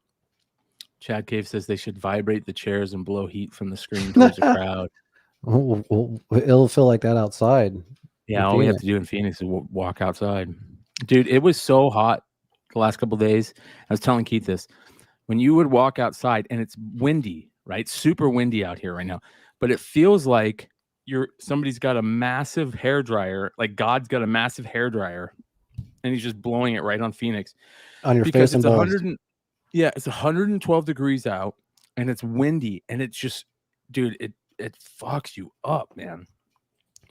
So, dude, you know how I nerd out on this shit, right? So I had to hold it inside as I was talking to this guy, but I was lucky enough to shoot with an IMAX camera, and this is the very last film that ever got, the very last time an IMAX camera ever used real film, and they shot it in 3D. So this camera had 2 rolls of film, one for the left eye and one for the right eye, and it didn't work. It was broken like the entire time they were shooting. And I was watching the guy fix it, and I was bullshitting with him, and he was supposed to be somewhere in Europe working on Dunkirk with Christopher Nolan, but he was over here trying to fix this fucking camera because there's only like, at the time there was only like 3 IMAX cameras in the entire world and shit. But we all wrap, we've been there all day, we're getting ready to go home. They finally fixed the camera, dude, and they're like, hey guys, we just want to get this one last shot in 3D. You know, this guy's been trying to work on this for like 2 fucking days. You're like, if you guys stay, we'll give you an extra $150 and pizza. We're like, fuck yeah, let's do it. And we shot, we stayed there for like an extra like 2 hours and shit while they got their shot. But yeah, like how big that motherfucker is, dude. And it was loud as fuck. It'd be cool to get little pieces of film from it. I did. Yeah, I got a bunch of film from that actually. The director of that shoot was the guy who shot the opening sequence to The Shining. You know that helicopter shot that when they're driving, he actually shot that, which is kind of cool. Chad says, I got off the C-130 in Saudi Arabia in August for Desert Shield, and I thought the engines were still spinning. 130-degree wind. Holy shit. Damn. Whew. So, speaking of C-130s, I got something crazy to show you, dude. Oh, shit. Yeah. Well, we'll save it for the UFO report.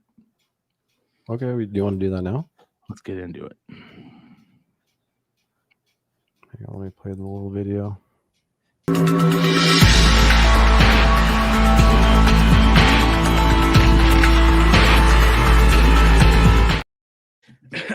So, ladies and gentlemen, welcome to the UFO report. I was driving home today from my parents' house before the show, and I look up, and there is this fucking massive plane in the sky, but it looks like it's barely freaking moving, man. It looked like it should have fallen out of the sky. You know what I mean? And it was massive, and it just kept circling and circling and circling, and it was so slow, dude. And so I took a couple of pictures. Let's see if these turned out. Check out video. This. I didn't get any video because, yeah. All right, check this out, dude. Look at this plane. If anybody knows what type of plane this is, let us know. Look at that fucker, dude. Like an army plane? What is that, dude? It just kept. Yeah. Isn't that like one of those army transport vehicles, or? I don't know what it is, man, but it is massive, and it has this weird paint on it, and it, dude, just fucking huge, bro. This thing was the biggest thing I've ever seen in the sky. But isn't your dad by Galaxy? Isn't your dad by the Air Force Base? Yeah, but C5 Galaxy, okay. It's an alien, bro. I'd never seen planes like this just circle, you know, as much as it was circling. I thought you were going to show me a UFO, dude. I was all stoked. Fuck no. I'm not going to see that in the middle of the daylight. If I saw that in the middle of the daylight, I'd be going crazy right now. We would have started with that. Yeah, you just hold that in for an hour 33. Yeah. Dude, some very interesting UFO stuff going on this week. Yeah, some very interesting stuff. But But couple of weird sightings, and I think I might have shown these before, but these are showing back up in the zeitgeist, I guess you could call it, the social media world, and I bring it up again. But this is kind of interesting. A couple of cool Ring cameras, got some weird lights. Check this out. You see this? Mm-hmm. All right, hold on here. Is he gonna play? Come on, play.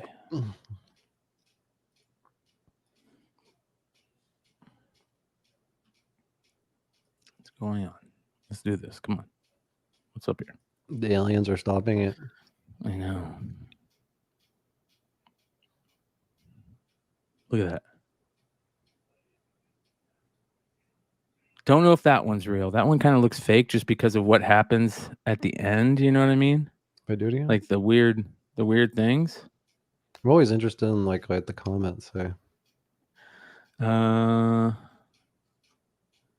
Because usually there's like editors or people who are in the CGI that can, you know, have a better string eye of for it. spider silk. That's not a string of spider silk. Get the fuck out of here. Spider theory. What the hell? Did you hear about the weird like things that were falling from the sky in Scottsdale during 4th of July? Yeah. Pretty crazy. Yeah. So yeah, this one was kind of interesting. Here it is again. Weird, dude. That one's really weird. So there's that one. Hold on, I got more for you. I got more. It'd be so epic if you just got abducted during a podcast, like through that window. Yeah, epic. It'd be even funnier if they just like put me in a coma and then you see the aliens on the video. Speaking, and then we don't ever see from you again. Yeah. All right, check this out, dude. This is another one. Same type of thing. I'll delete your Google search history for you too, bro. I appreciate that. Friends don't let friends die without deleting their Google history. For sure. That should be a shirt. Is that the same thing? Is this the same? Different? Is it like a completely different person, or is it like the same? Yeah, completely different place, completely different person. Yeah. All right, crazy.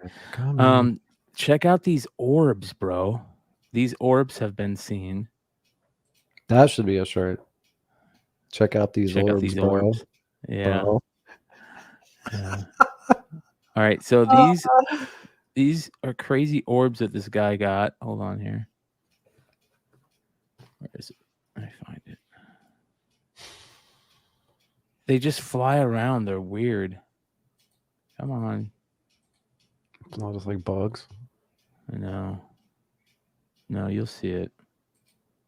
There it is right there. Look at that.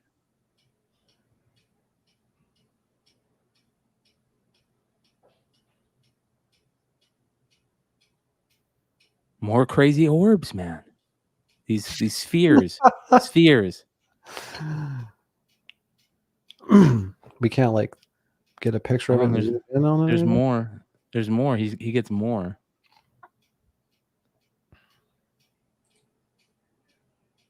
Where's this dude at? We'll find out. We'll take a look. I feel like there should be like hundreds of these every day because everyone just has cameras up everywhere all the time. Oh, there it is. There it is. Look. Watch.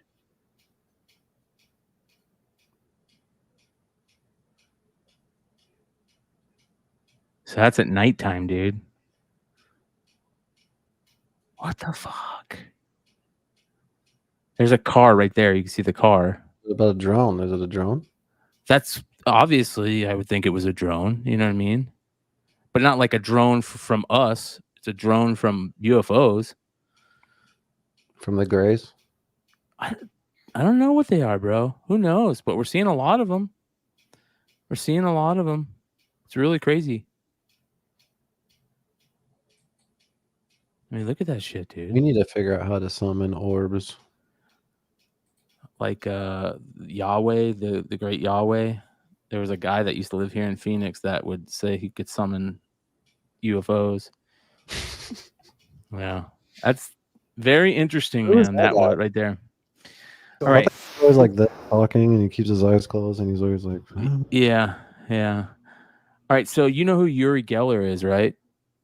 I don't. Old school psychic back in the day that used to bend spoons with his mind on, the Ed Sullivan Show and shit. Oh, damn. Okay, no. Yeah, he's a very famous psychic guy. This is crazy. He put this out this week. This is Captain Edgar Mitchell, who was a very close friend of mine. This is the first day I met him, and he wants me to meet Dr. Werner von Braun. Edgar Mitchell was the sixth man to walk on the moon, I believe. So he's the guy that I always talk about. There's Edgar Mitchell and Gordon Cooper. Gordon Cooper was part of the Right Stuff, the first astronauts. And then Edgar Mitchell was the sixth man to walk on the moon. Apollo 14 he was on. And that's Werner von Braun there, the guy that we brought over from Germany during Operation Paperclip. Check this out. Who told Mitchell that he wants to meet me. This is in Werner von Braun's office in a secret NASA base. He's showing me a tiny piece of metal that comes from a UFO. Then he takes me into his personal office, shows me a bigger piece of a crashed UFO. Then he leads me to his limousine. That's his driver. And we drive towards a concrete building. He takes me down 3 flights. He wants me to put on a warm Antarctica coat. He does the same with a NASA logo. And then we walk into a refrigerator room. I want you to look at this very... What the fuck? I hate the aliens stopped it. So, dude, the aliens don't want you to show them this shit, bro. Say very carefully. Refrigerator room. I want you to look at this very carefully. Very carefully. Some people say, it's not real, it's a fake. I believe that it's absolutely real. I've seen them with my own eyes. That's as much as I can tell you. That's what I've seen in the refrigerator room. Some are bodies, maybe some are alive. We're communicating with them. Anyhow. Okay, so he's saying that video that is real? This video is the same, looks like the one that he saw, that Werner von Braun showed him. Is this guy checked out? Is this guy like, I mean, I don't really believe he's been in spoons and shit, so. Some people think that he's real. Some people think that he's a nutcase. You know what I mean? I don't know what to think about Uri Geller. I didn't really get real deep on him, but anybody that's bending spoons is very interesting. But he's very big in the zeitgeist. He's very big in the zeitgeist, dude. There's a lot of respect for this guy. I mean, he met with astronauts and Werner von Braun. That was him back in the 70s early 70s when he was one of the most famous people in the world. Uri Geller was. So, but this is very interesting. This was a big story on UFO and the UFO world this last week. And spoons on by he bent spoons, yeah. He bent spoons. He didn't sniff from spoons. He bent them. Maybe the opposite. Let's see a video of him doing that. Bending spoons? Yeah. Oh, bro. Some like Matrix shit. I mean, I remember seeing videos of people doing that, like on Donahue and shit when I was a kid. But maybe it was this fucking asshole. I don't know. The object I try has to be something that I feel for. How many minutes do you have in that thing? He started to do things in the hotel, but everything happened just on the cut. Everything happened when the mag was changing, and it doesn't take long to work out that when a film crew work, there's a very concentrated attention on the subject while the 10 minutes are running, and that when the 10 minutes is over, there's a total reaction to that.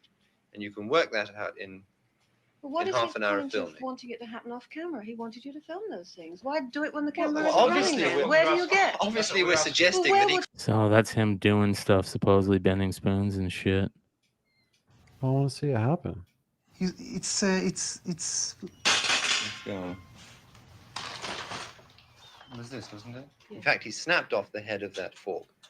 Now, I tried to snap it off, and it was so easy, really terribly easy to snap that off. So anyone with a little amount of strength And it was just before or after a cut, I can't remember, but I mean, he certainly, through his This own is strength, would have done from that. Did he BBC. just rubbed it with his finger? No, he didn't just rub it with his fingers. He did. He just Well, rubbed it in his holding fingers when we had the. So let's see here. Spoon bending was popularized in the 70s by magician and self-described psychic Uri Geller. Yeah. I think the guy's kind of out there. Back in the year. Yeah. James Randi is a famous debunker. But so this was very interesting. Daniel says Penn and Teller revealed him. Oh yeah, guaranteed, man. Guaranteed. All right, so check this out. This is a big deal. There's a big thread of a microbiologist who claims to work for a contractor who's studying exobiospheric organisms, aka grays. Archived just in case it gets deleted. So this was something that was very interesting. A guy talking about, he says, from the late 2000s to the mid 2010s, I worked as a molecular biologist for a national security contractor in a program to study exobiospheric organisms, EBOs. The aim of the program was to elucidate the genome and proteome basis of these organisms. So anyways, this was kind of interesting. If you guys want to go check it out, it's very easy to find this thread talking about that. That was a big deal. You know, it was a very big deal. I couldn't help but see that Hunter shit. Yeah, this guy dropping his stash in the library. So it's like an SNL skit, bro. Dude, he is so coked up, dude. He takes a bump during this part. I He cannot believe he filmed himself driving 172 miles an hour on his way to Vegas smoking crack. Yeah. Yeah. Yeah. By the way, I thought that's how everybody went to Vegas. I don't know why everyone was giving him shit. Not 172, but maybe 100, but everything else, yes. All right, bro. This shit right here. Did you see this shit with this lady? I knew you were gonna bring this up. This shit is crazy. Why are people talking about this? I can't get away from this story. Yeah. I saw a news theory where like there was a hooded person in the background and their fucking eye went all reptilian. And play the video for people who haven't seen it. I'm sure everyone's seen it. Okay, here's the story time for you. I'm gonna try. I've tried like 2 times to record this, but I keep going over the 3-minute limit, and I don't want to do a part 1, part 2 type thing. Just play her doing that. I was on that flight. It was American Airlines. We were leaving Dallas Fort Worth. I was sitting in the left aisle, about 3 rows back from this woman. She was sitting in the right aisle, and she had this very interesting exchange with some dude in a hoodie. I don't remember the color of the hoodie. I really, you know how memory is. When you're not super paying attention, you don't remember all the details. I had one headphone in, couldn't hear all the specifics of what happened, but I noticed this exchange between this woman and this dude in a hoodie. And it was kind of weird at the time because it seemed like no one else before she really started getting frantic, like was paying attention to this, but that makes sense. It was like a normal flight. This was after putting all the luggage away. We'd been on the plane for a little bit. It was before the flight attendant came over and gave the little spiel. And what I remember is she was having like a full-blown conversation with this dude in the hoodie. I'll call him the hoodie guy. She was having a full-blown conversation with hoodie guy. The weird thing was that he never once said a fucking word to her. The whole time.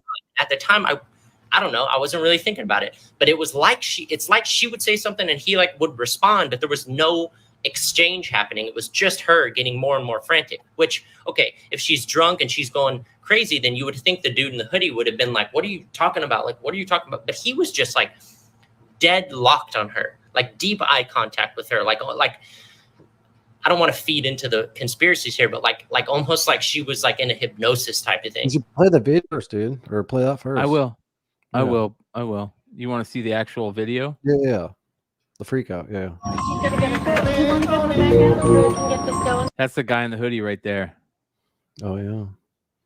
Of course, someone with really loud music. I know. I hate that shit. Hold on. Do you have just like a regular one? I should.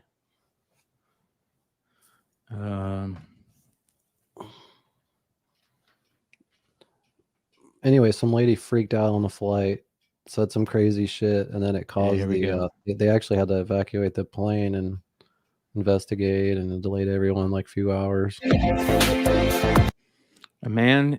No, that's not it. Oh yeah, a man who behaved. It's probably on TikTok, dude. Oh, here we go.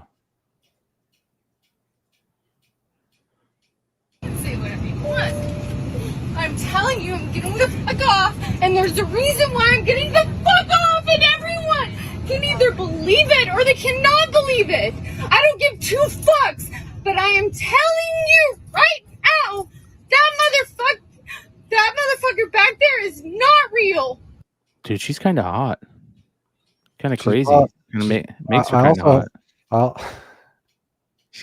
She's kind of hot, bro. I heard she was at the bar drinking too. She's probably lit, and she's probably on like a couple psych meds, right? Xanax and psych meds. Yeah. She probably, you know what I think?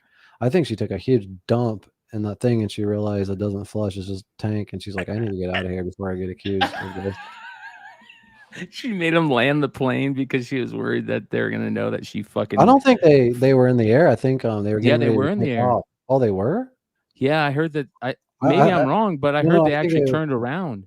Oh, okay. I didn't think they left. I thought maybe they didn't leave, and then they evacuated. Everyone had to wait a few hours, but the only thing is I haven't heard what's happened to this chick since. Like, where did she get arrested? Like, yeah. Here we go. Here's the rest. And you can sit on this plane and you can fucking die with them or not. I'm not going to. Bye. Dude, the best part is when everybody turns around. Can you play that part again? Because they all just. I don't know if I have it. Oh, okay. But I do. They all just turn. No, I mean that same video. They all turn around. Oh, that same video? So oh yeah. So funny, dude. Because they're all like, "What the fuck?" I'm telling you, I'm getting the fuck off, and there's a reason why I'm getting the fuck off, and everyone can either believe it or they cannot believe it. I don't give two fucks, but I am telling you right now, that motherfucker back there is not real. And you can sit on this plane and you can fucking die with them or not. Sounds like they're in the air, dude. Right? And then check this out. Here we go. This guy right here. That guy's the dude that she supposedly blinked sideways and was fucking with her. Dude, it's kind of interesting though. There's a lot of wild shit going on flights lately. Like people opening the actual hatch. That motherfucker back there is not real. Yeah. Okay, here's a story time for you. I'm gonna try head locked on her, like deep eye contact with her, like I don't want to feed into the conspiracies here, but like almost like she was like in a hypnosis type of thing. And she started getting more and more frantic to the point where then people started kind of noticing. Flight attendant came over, tried to calm her down, like, what's going on? She sat back down, but she kept looking over at this dude in the hoodie. And finally she was like done with it. And that's like when I really started paying attention, like, okay, what the fuck is going on? And that's when she was like, I can't do this. She started getting up. She started walking up to the front. And then the whole video thing happened. I didn't take a video of it. I was listening to a Stephen King audiobook. I wasn't like pulling out my phone to record this. And she didn't seem drunk to me, by the way. Just throwing that out there. I didn't see her drink. I mean, she seemed totally normal to me up until that point. The weird thing was after she left the plane, the dude in the hoodie, which the flight attendant was like, did anything happen? And he still didn't say a word. He just went like, and like shrugged. The dude in the hoodie like looked around the plane and he looked back at me and he winked at me. Shut the fuck up.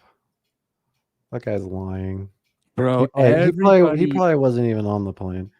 Dude, everybody in UFO Twitter is like, this sounds crazy, but we need to like know more about this shit. Like, what happened to this about chick, like you said? Schizophrenia, early stages, first little freak out.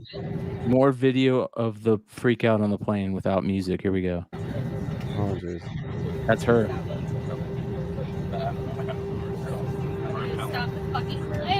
I don't think so. Yeah, they're in the air. Stop the I know, but that chick's hair is way darker. No, that's her. That's her, 100%.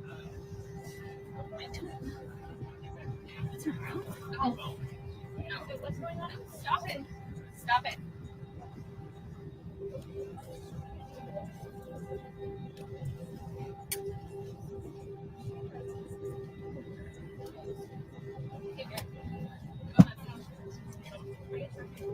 I need to get the fuck off this plane right now. I need to get the fuck off this plane. playing.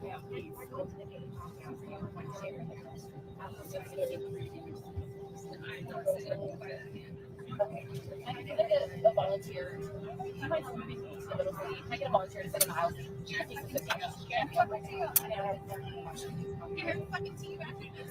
See what happens. See what happens after this. See what happens. She sat back down. See what happens.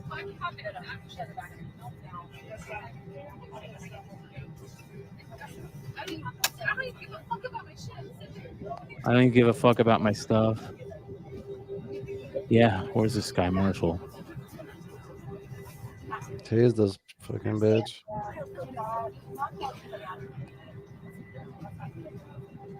I'm surprised more people didn't videotape it. I would have put that. I would put my phone right in that guy's face. Supposed to keep it on airplane mode, McClay. I would put my phone on video right in that guy's face, and I'd be like, "What just happened, bro?" You know what I mean? If she's saying this dude's an alien, I'm on that plane. I'm gonna find out if the dude's an alien. I want to see him blink sideways, bro. I think it's just early stages of schizophrenia. I've seen someone land their very first little freak out ever, and no one thought that it was that, and then eventually it was that. I'll tell you who it is off screen. I know who it is, bro. I know who it is, and that's crazy. But I also watched this movie growing up, dude. I know about gremlins on planes, bro. What movie's that? Twilight Zone. You remember Twilight Zone with the gremlins on the plane eating the engines? No, I don't remember that one. Oh, yeah, dude. That was a crazy movie. Anyways, yeah, dude, you're right. It probably could be that. It could be I that. have some UFO shit for you, though. Well, I think it's UFO shit. Is that cool? Yeah, fuck yeah. Okay, so this is some shit. There's 2 different videos of this. It happened on 4th of July in Scottsdale.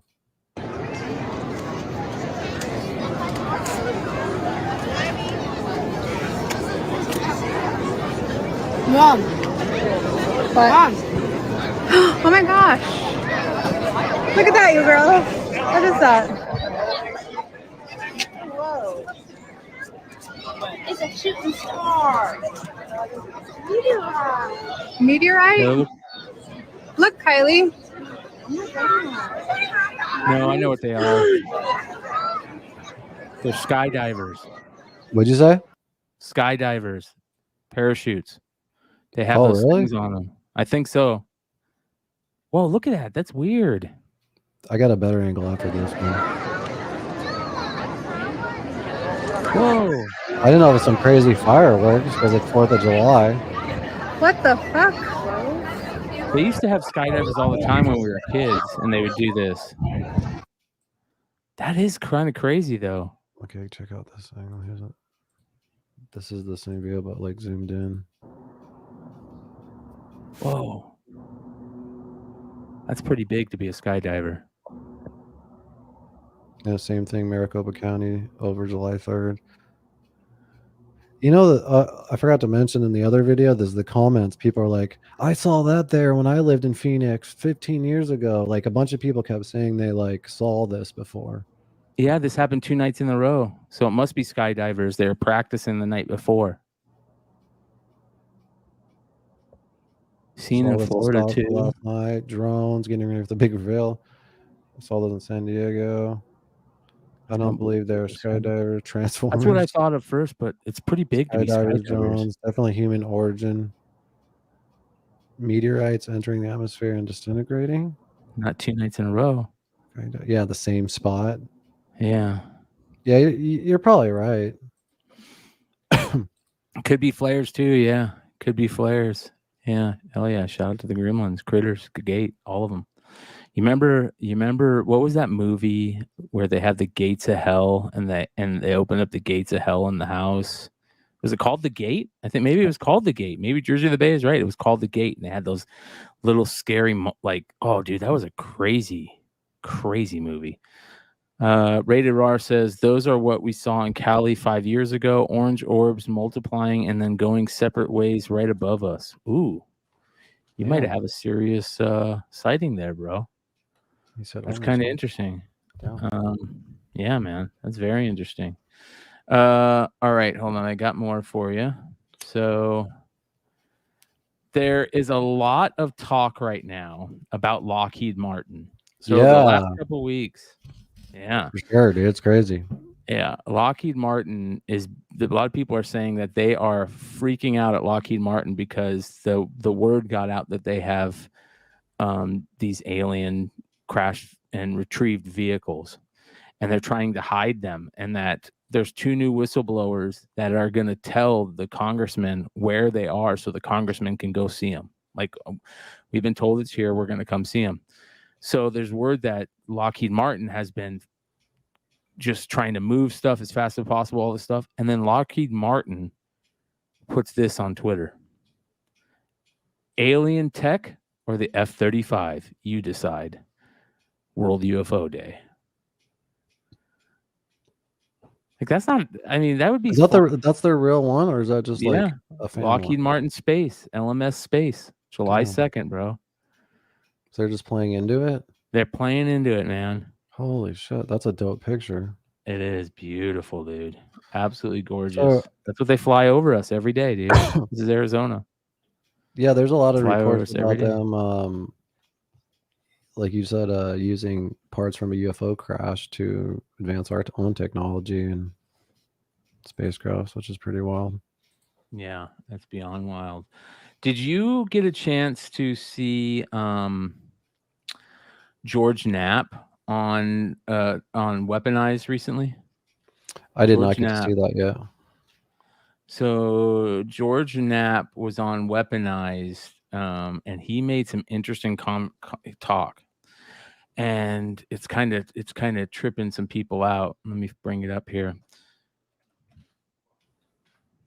I'm behind on my podcast, and I got to catch up on a bunch of content here. Yeah, so do I. Is finishing up beating Zelda, but I got that taken care of. So how's that going? Finally, it beat Ganon.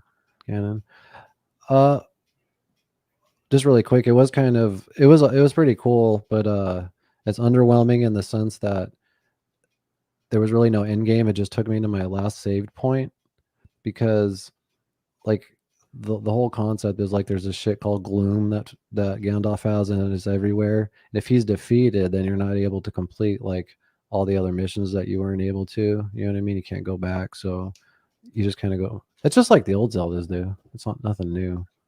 Yeah. Well, George Knapp said some very interesting stuff in a recent podcast with Jeremy Corbell, and they were just basically talking about all this stuff that's kind of going on right now. You know, the news of the Lockheed, trying to move stuff, all these over 12 ships that we have, and how congressmen are starting to get pissed. And Jeremy Corbell was like, what's going to happen? And George Knapp said something that was so crazy. He goes, you know what, man? He goes, what if when all this happens that we actually find out something that we don't want to find out? Like, these are the things that made us.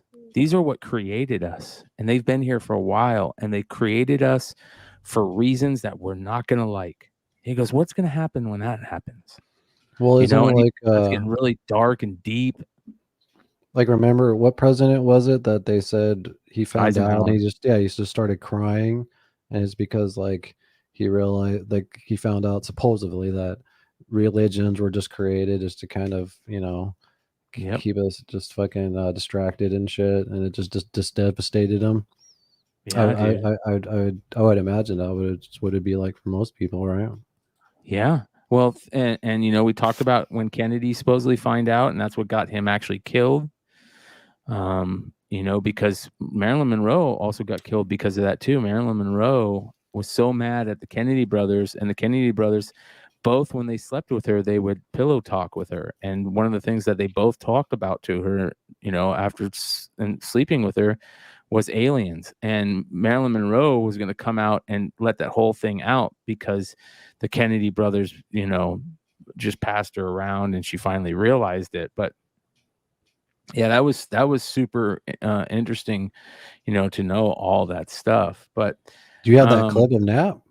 Yeah, I'm trying to find it here. I thought I have it. I could show you this really quick while you're looking for it.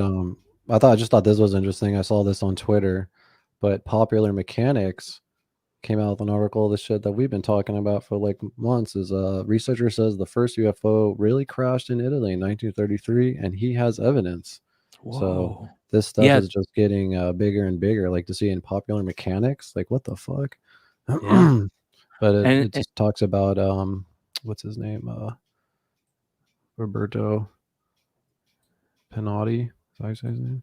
Well, not only that, an astronaut who was on the who was the lunar module pilot on Apollo 14 was not Gordon Cooper. Oh my God, I always stress on his name. Edgar Mitchell, and he said that it was all about the nuke stuff, and it's pretty interesting about all the Oppenheimer. Talking about Oppenheimer, but we all kind of ties into the nuke shit. Yeah, dude, big time, in a big way. Nolan's next movie should be around UFOs. Yeah. All right, this is a really interesting clip right here. So remember how we said that congressmen are starting to get pissed and they want to know? Well, two congressmen, Tim Burkett and Matt Gaetz, have acknowledged they were shown something at a Florida air base that rocked their worldview.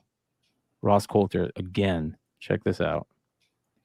And Tim Burchett, him and Matt Gaetz have acknowledged that they were shown something that they can't talk about at a Florida airbase, which rocked their worldview. That's fucking crazy, dude. He's a bad motherfucker, man. He is, dude. I should get him on the show. That'd be dope. Yeah, dude. I love Ross Coulthard. I think he's a badass, man. But yeah, it's very interesting. God damn it. I'm trying to find this video. I can't find it. I know I saved it. I thought I saved it. I hate that shit, dude. Yeah. What's his name? Losing it. Is this it? Hold on here.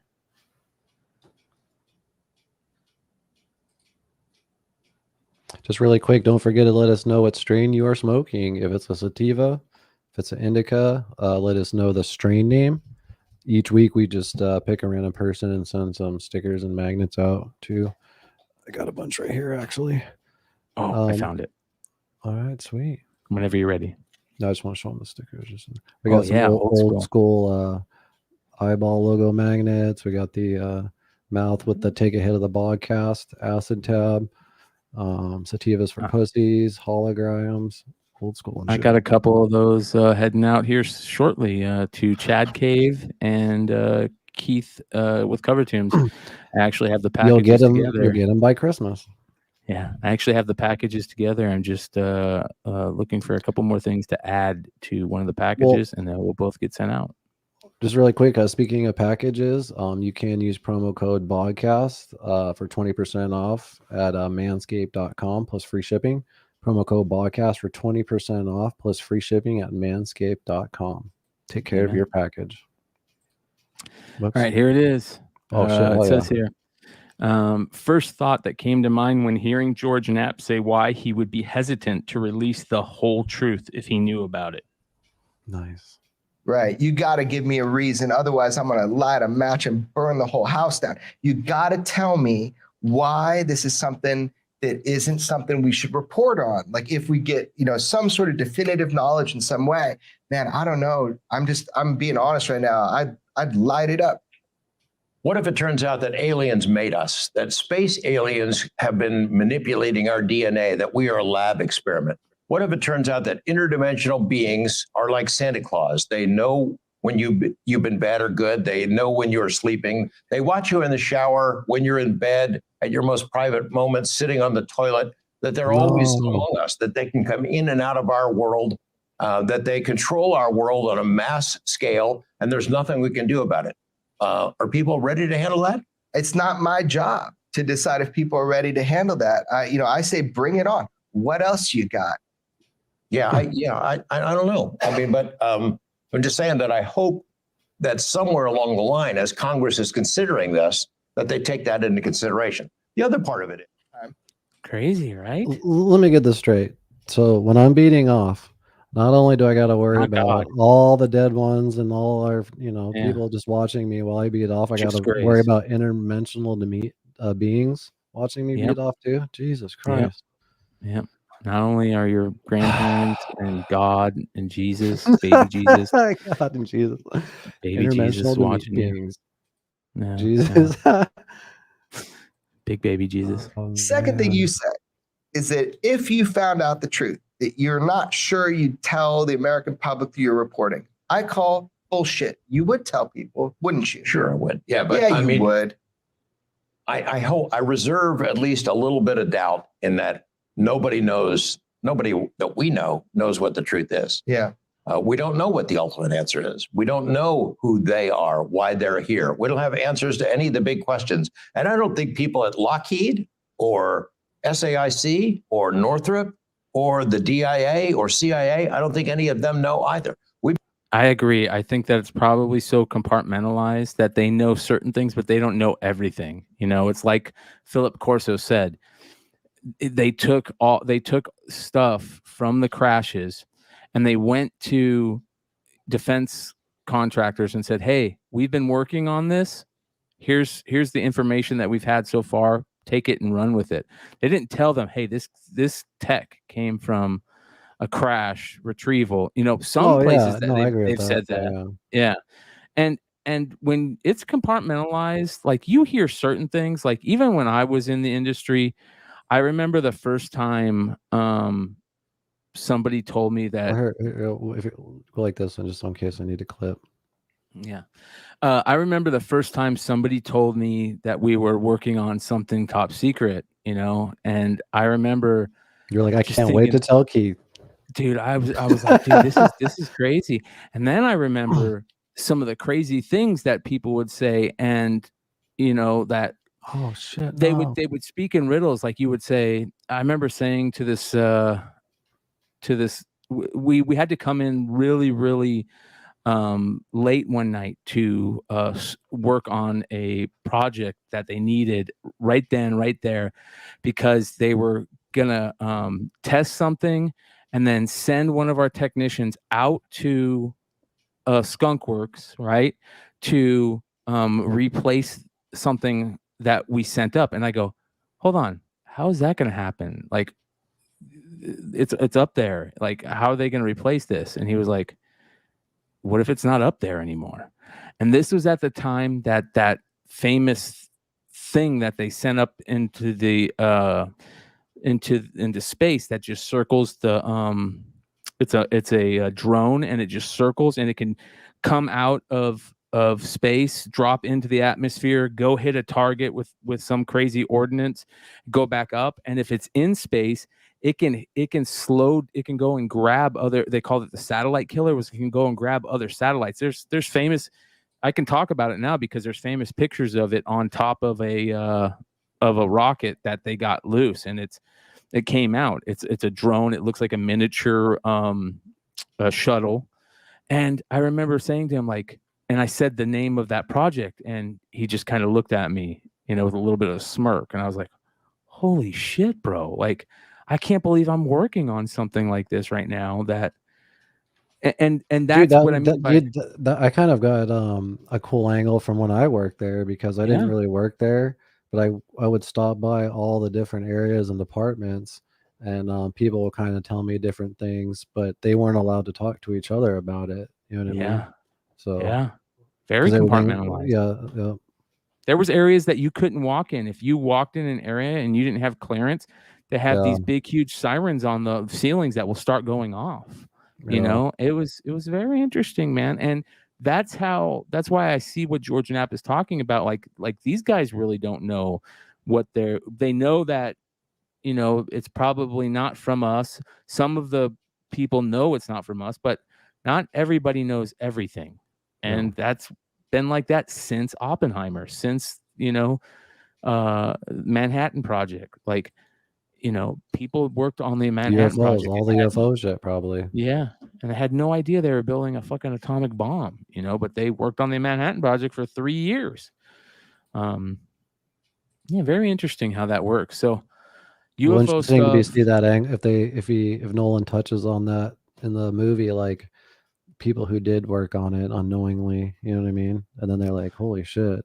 Well, isn't it interesting how Oppenheimer always brought up the Bodhisattva? Is that what it is? Where he talks about, I am Vishnu, destroyer of worlds or whatever. And he's bringing up the old Indian Vedas. Is that what they're called? And if you read those old Indian scripts, right, those Indian texts, which is like their religious texts, it talks about the earth was created by these beings that had spaceships and these huge, laser cannon things that, would take people out. And they built these UFO, the Kama Sutra says Rainbow Randolph.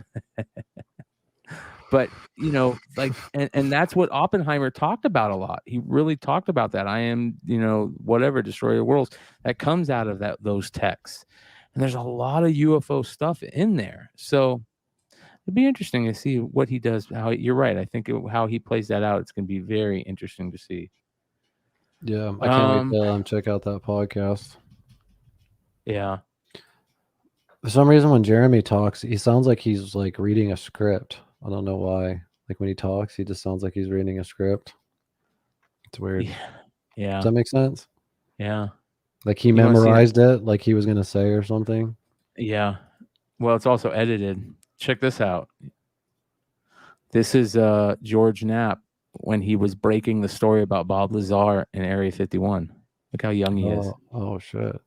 Yeah, we pulled up a video like this a couple weeks ago, remember? He was a bad Flying motherfucker. saucers, extraterrestrials, monsters from outer space. The government has been telling us for years that they're not real. They're weather balloons or swamp gas or reflections from the sun or the ravings of lunatics.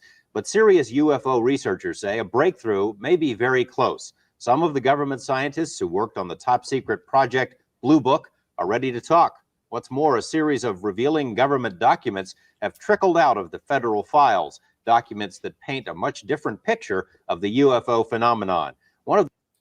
There's John Lear right there. That's one of the all-time greatest coast-to-coast guests ever, John Lear.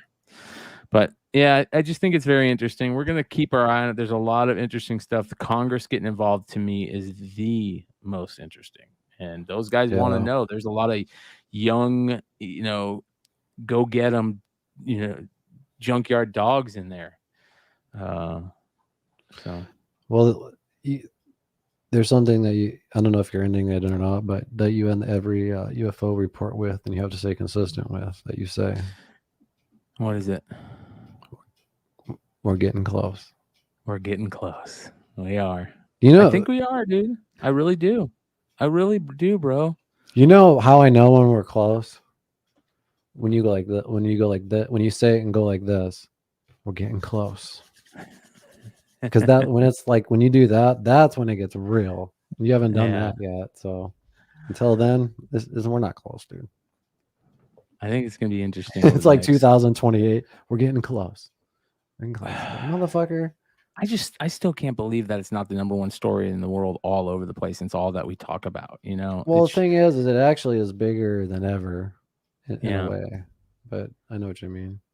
Yeah. It's not really in like mainstream news, but it's like it's alive on like podcasts and TikTok and things like that. So well, do you remember me last week talking about what's going on at the sun and all the craziness that's going on with the sun? This is what I was talking about. Check this shit out. A solar tornado 14 times Earth's height was captured tearing across the sun's surface. Look at this shit, dude. That's a tornado that's 14 times bigger than the Earth. A fire tornado, a lava tornado. That's crazy. Tallest tornado in the solar system. It's amazing that we can see the sun like that. You know what I mean? From a satellite, that is shutting off all the light behind it, so you don't see any light behind it. And they probably got these weird gas detectors, and I mean, it's just so interesting that we have the solar observatory satellites out there. Man, to think how big that thing is, 14 times that tornado is 14 times taller than the Earth is big. Yeah. Holy shit. That's unfathomable, dude. So crazy stuff going on in the sun too. Yeah, dude. All right. Thanks, bro. Oh yeah. Should we get into the I figured like instead of calling it TikTok time, we should call it something about clips, like clip time or something, you know? Yeah. Social media, something. Well, let the viewers, if you guys got a new name for this part of the show where we are super stoned and we get even more stoned and look at funny or cool social media videos and clips. Let's see the Let us poll know real if you can quick. come up I with put, are you stoked to see Oppenheimer? 96% said. Nice. They are, so. Very cool. I'm All just- 24 people that voted, thank you so much. Hit that thumbs up. You know, that's why I was, to tie it back to what I was talking about earlier, I'm just wondering if Oppenheimer is going to get the sales of like Top Gun and kind of keep theaters alive. I don't think it'll bomb like Indy, but like I hope not. I don't want to compare it to Tenet because Tenet got fucked because it did that whole like came out on streaming at the same time behind Nolan's back. You know, it's And, like why he left and shit. So in the pandemic, right? yeah, and exactly. Yeah, I forgot about that. Yeah, the pandemic. So this will be a good test to see if theaters are alive. Because like I know so many people that'll probably even go see Barbie. You know what I mean? Yeah. It's summer too. That's what a lot of people do in Arizona is for decades, for 30, 40 years, when it's summer, you go to the nice and cool movie theater and you spend a day watching, I remember going to the movie theater. We would go to the arcade, spend time in the arcade, go watch the first movie, spend time in the arcade, go watch the second movie. Our parents would just drop us off at the movie theaters for the day because it was nice and cool. Oh yeah, and then you just try to sneak into other ones. Yeah. Sometimes see 2-3 movies. You know, that's a you good want to hear one. something crazy? I kind of like James Mangold before even Indy. Like I thought he was like a decent filmmaker and shit. And then I stumbled upon this clip of him when he was promoting Indy. It's kind of interesting. Wrote at one point, correct me if I'm wrong, on a Boba Fett film. Yes, like is that anything like what Mandalorian or Book of Boba Fett became, or was it a totally different kind of kettle of fish? Well, at the point I was doing it, I was probably scaring the shit out of everyone, but I was probably making much more of a borderline rated R kind of single planet, the spaghetti Western.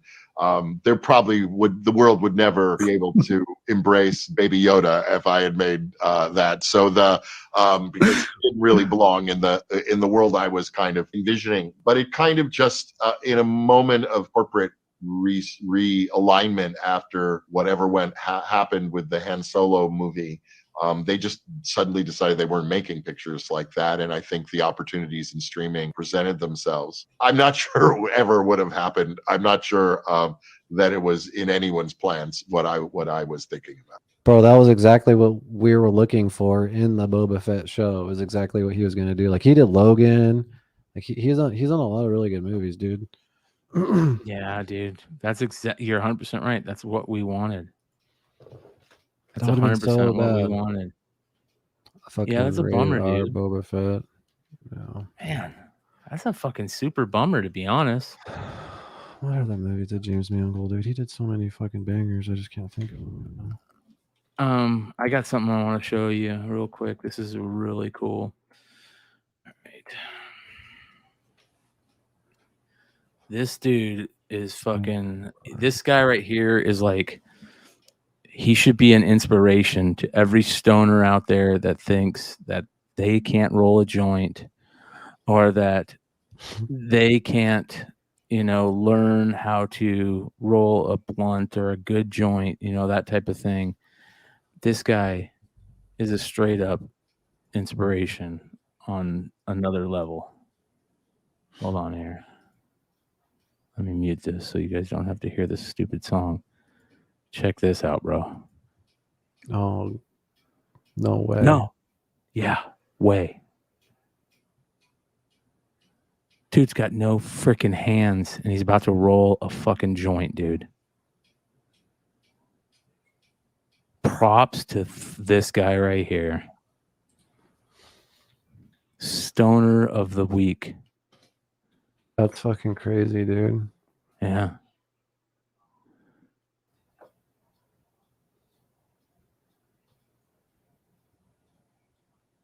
They're Better probably joints than I could roll. That's what I was just gonna say. Definitely better Look than at me. that. Damn. Yeah. Can Pretty he? damn amazing. Can he put these on him? The ones you put on your fingers. Well, like get a bigger one. Yeah. Remember Jim Abbott, bro? Oh yeah. Did you ever so one of the things that people don't realize about Jim Abbott is every pitch he threw, he would end the pitch by taking his glove off that hand and transferring it to the other hand. And if he caught a line drive back to the mound, he would then switch back, put it back on his nub, and throw it back. Did you just say nub, bro? It was a nub. It's a nub. YouTube's gonna ban us. You can't say nub on YouTube. Didn't he throw like a no-hitter or some shit or something crazy? I think Jim Abbott threw a no-hitter. I think so. Yeah. I mean, I don't care if you say nub. Dude, did you ever go to the Cobra Bar? Yes, I love the Cobra Bar. Yeah. Well, I didn't know this, but you know how it was like a kind of like a hipster bar. Like you go down there and play all those old school arcade. Apparently, over the past couple of years, it turned into just like a nightclub, and it's like super fucking ghetto and shitty. Like I didn't know that. Well, check this out, dude. This is crazy. Yeah, that was like one of the original arcade bar.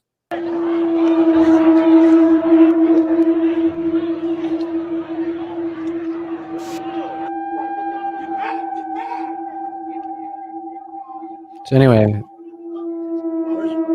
they're just adding the spooky music, In a but post-Miranda interview, Covarrubias told police he had been at the bar since around noon drinking at a special event. Officers responded to shots fired at the Cobra Arcade Bar at McKinley and 2nd Streets around 11:30 p.m. on Sunday. Does that mean he was drinking inside Cobra for 11.5 hours with a gun on his person? You have to ask yourself how that happens. supposedly he got in an altercation with someone at the bar. Like someone like fucked him up, like and like punched him and then threw him out in the parking lot. And he had a gun in him. And then he went back inside and he just shot the guy 14 fucking times. Like he shot him 7 times, or like 14 times or something crazy like that, dude. I'm like, what the fuck? I used to go to Cobra Bar every single day, dude, when I lived downtown Phoenix for probably like, I don't know, 2 years. It was crazy. But Yeah. it was like a hipster bar back then though. Yeah, man. Wasn't that next to a comic shop too? Comic shop? I feel like all about books and comics right next to it. I'm not sure. Back in the day. Man, that's a bummer. That sucks. You see this crazy shit, dude? This roller coaster, the crack in it. Oh yeah. On a monster roller coaster. An eagle-eyed dad recorded the disturbing video at the Heroin amusement park in North Carolina. The support structure moves as the roller coaster rounds a turn. I didn't think about how much it would shift until that first car came across. I'm not an engineer, but that's not normal. Whoa. And this isn't just any roller coaster. It's called the Giga Coaster and claims to be the Oh my god, dude. longest and fastest roller coaster in North America. First showed the video to a security guard. My hand was shaking because I was thinking that this could fly off right now as I'm showing this video. Dude, remember I told you I had those dreams of that? 14-year-old daughter Flying loaded off a 8 roller times coaster? that day. The dad says he was concerned the staff at the That's like my worst fucking nightmare right there, dude. I wonder how long I think they've known about that. They had to have known about that. there was bro. another video, I can't find it, but it was like one of those ones that go upside down, and it got stuck upside down, and they were stuck upside down for 4 hours, and the firefighters had to go in there and take each person out one by one and shit, and everyone's all crying. What'd the ride workers do? Did they do something too? I think they just shut the ride down. Oh, okay. Fucking put some duct tape on it. And you're like, all right, Check out this, back. dude. I love watching animals like get tricked or something crazy happen, and they can't like understand Fathom it. it. Yeah. Yeah, The best one is a when great- when they the hide magic behind tricks. something and then Yeah. then they fucking Well, go away. I actually got some couple things I want to show you. Check this out. Okay. This one's super cool. It's one of those serval cats, and it's a sugar glider. Sugar gliders were really popular here for a long Oh yeah, time. I used to want to have one of those when I was a kid, but I never got one. Yeah, they only are up at nights usually though, which sucks. So, but check this out. The cat's looking at him like, "What are you doing, dude?" And he flies. Oh shit! Look at the cat. He's like, "What the hell?" Watch the cat. Yeah, They're like, nocturnal "What the-" animals are crazy to have as pets. Yeah, he's like, "What the hell happened?" And speaking of that, there's another one here. That's funny, dude. All right, dude. Watch. These are the magic tricks with the dogs. Well, I love doing this shit to Fabian. Watch. The monkey.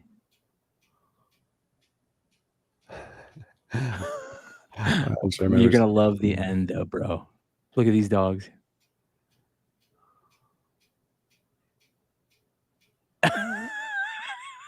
That's actually really smart to just hold it up in the air like Yeah. that. That's funny.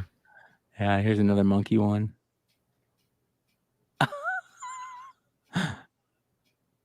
But look at the huskies. Yeah, that's my I love that one. The huskies are like, I do this to Fabian sometimes. huskies are like, oh, is he serious? Like, what the fuck? I don't give a shit. We can keep Fucking it huskies. animal themed. Check out this dog. Someone barbecuing below. Oh. Like a bunch of chicken. And then this is pretty much like probably how Fabius would be if he ever did one of these. They just don't really care. Champion. Hello. Saw that camera. Boom! Oh, come on, Lobo, get back on track. Get back on track, buddy. They're horrible at this. There we go. There we go. Here's the wheat pulse. Lobo doesn't seem too dialed into this tonight. It's like fuck that. There you go, Lobo. There we go. That's awesome. Okay, Alan's saying enough's enough. Let's just go. Let's just have some fun. Lobo's like, Lobo. I've got the top down. I'm heading down Pacific Coast Highway. I'm chilling. Where's my stuff? Maybe there's something up there for me. Like what? Okay, fine. Okay, Dad, here we go. They only have huskies in this because they know they're going to do this. Oh, there's been Yeah. some of them. You always get one every year, and it looks like this time it's Lobo. Lobo is going to be the crowd favorite. I guarantee it. Okay, what's going on? You're looking at me? Is that my good side? Get these last. It's crazy two when you jumps. see the really fast Oh, ones, no, dude. That's it. Fine. Yeah, That's it. they're usually like Australian shepherds or those sheepdog things. Yeah, You Jordan know? loves watching those. Me and Jordan watch those a lot, and there's some ones where you're just like, holy shit. So I've been, dude. I will always say that there's nothing funnier than farts, right?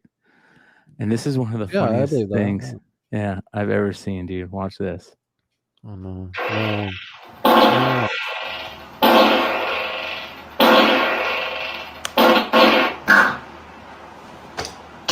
So whenever she goes into the bathroom, her husband installed a Bluetooth speaker in there that he can play noises on it when she's in the bathroom.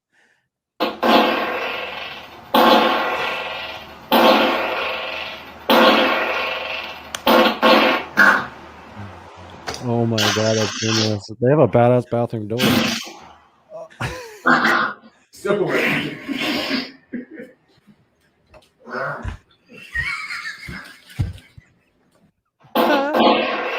Oh man. That's fucking funny, dude. Yeah, Oh my farts are God, pretty dude. fucking funny.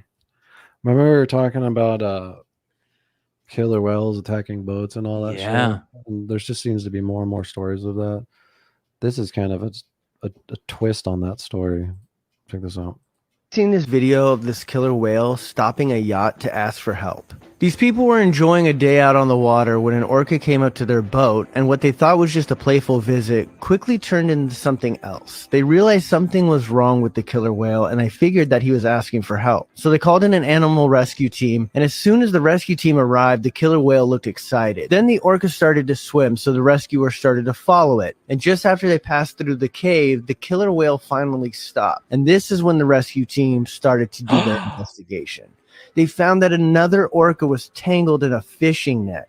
It couldn't move at all, and there was 2 other baby whales crying and wailing in pain. Turns out that the killer whale was looking for help to rescue its mother. So the rescuers obviously jumped in the water, pulled out some scissors. The whale was very cooperative, knew that they were there to help, and they freed the whale. The mother started to swim, and the babies were so excited about it. Even another pod of killer whales appeared out of nowhere, and they all started performing uniform movements, which led the rescue team to believe that this was them thanking them for rescuing the mother whale. And this serves as another reminder that if an animal comes up to you, it might be because they're asking for help.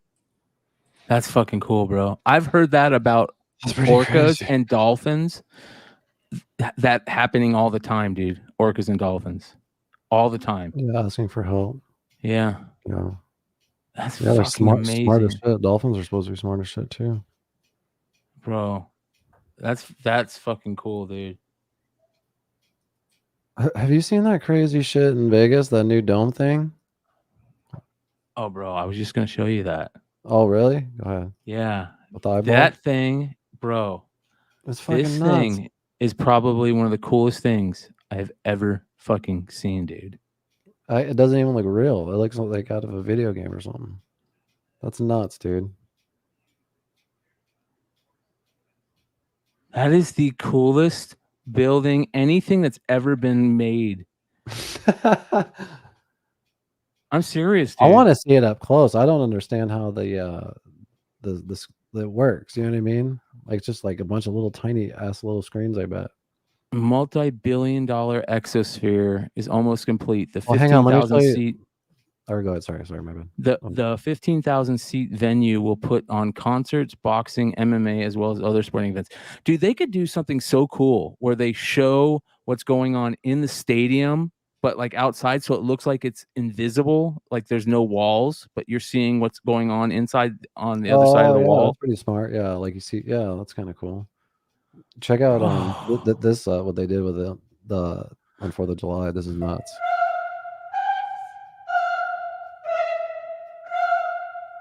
Oh my god, dude. That's the bad. That's so bad, dude. That's one of the. I'm telling you, this is the coolest building humans have ever made right here. That's bro. what I'm saying. I want to see like the behind the scenes of it, like how because this is no one's ever formatted video for like a sphere, right? So it's like Yeah. this is everything they're doing is innovative. I want to see the production behind like how the fuck are they creating this shit? That's nuts, dude. So this took me down a rabbit hole, bro, of these spheres, and you can buy these spheres that they make, and they sit them on this like tablet / plate, and then you can play stuff on the spheres around the sphere, so you can make them planets, and they move, and you can play anything on them. They're amazing. It's just like that, but you can put it behind you. You know, dude. That reminds me of that thing that Tim Pool has, that dude with the floating UFO. Have you seen that? Yeah, Ian's, bro. Yeah, that would be absolutely amazing to see that tripping balls. Oh, dude. This is so amazing. It's only going to get better, too. Yeah, it'd be cool to see something there, like go there. That is one of the coolest things I've ever seen, dude. You two will be doing a residency there. Fucking Las Vegas, bro. It's big money, man. Did you hear about I haven't been there in a while. Vegas? Yeah. I hate Vegas. Vegas is a shithole. Did you hear about, so when we made fun of the cocaine stuff, did you hear when Trump went off on it? What do you mean? No, I When don't he think was so. So Trump Oh, put on this True out. Social? Yeah. Yeah. Does anybody really believe that the cocaine found in the West Wing of the White House, very close to the Oval Office, is for anyone?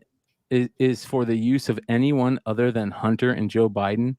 But watch, the fake news media will soon start saying it was the amount found was very small, and it wasn't really cocaine, but it was rather a ground up aspirin, or the story will vanish.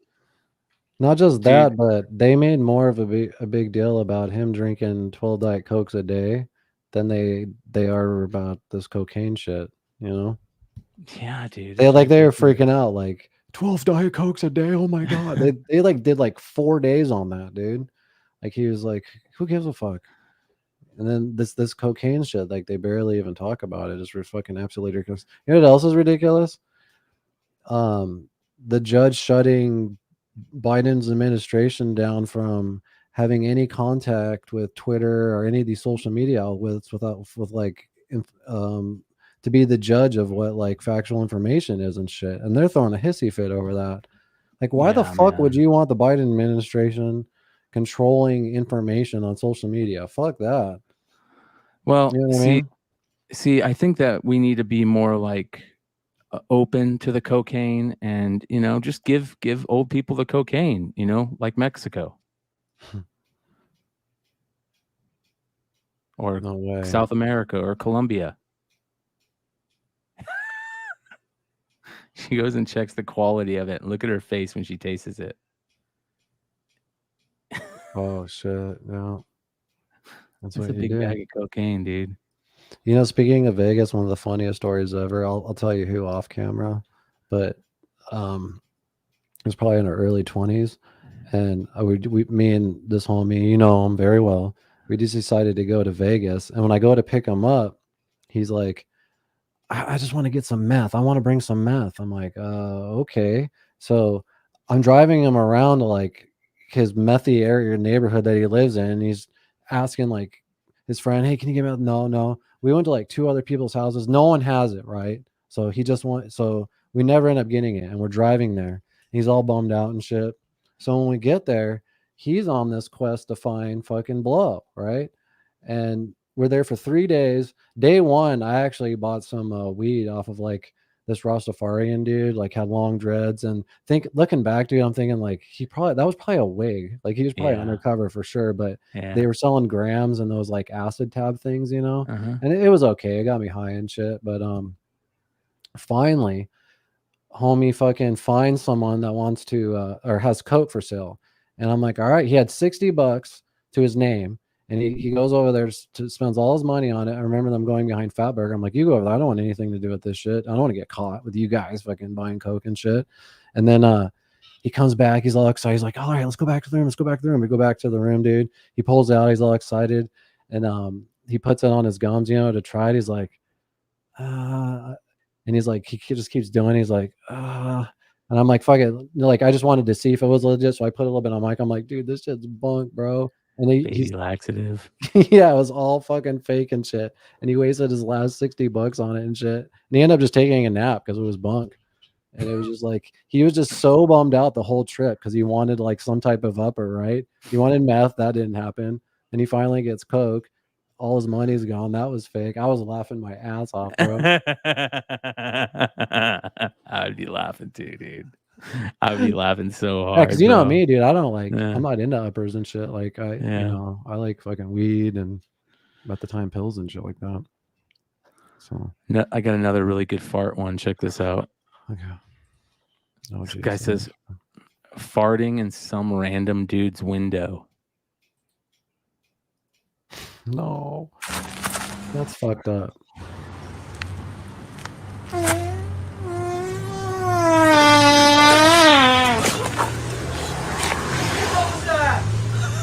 Hello?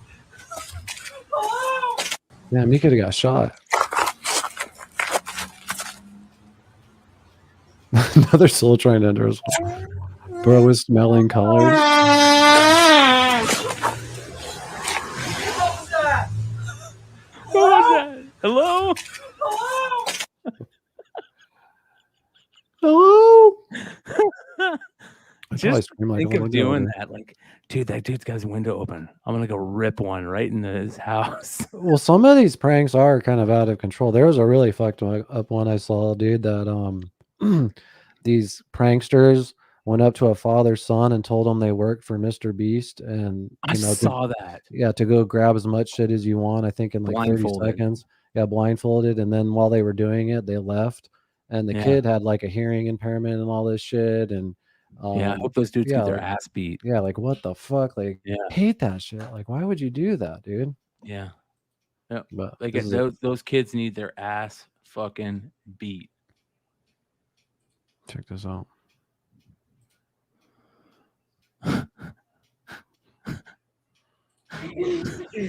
I told you, did I not? Did I not?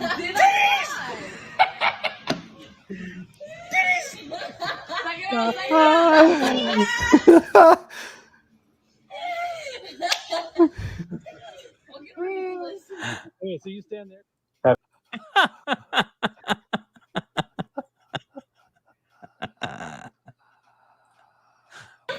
I can feel your enjoyment, sir. You He's get out of having there. so much fun. I told you, did I not? He's got big balls. That'd be funny if that was just balls. Disavow. I love how he has a little explosion when she hits it. Yeah, like the little Instagram or TikTok effect. All right, let's go one more fart. Oh, man. Okay. Oh, geez. You got a whole fart Okay. folder. Got it. Jesus. Oh, my God. When your auntie doesn't know you have a Ring doorbell. Okay. So Got this is it. the first thing she gets out.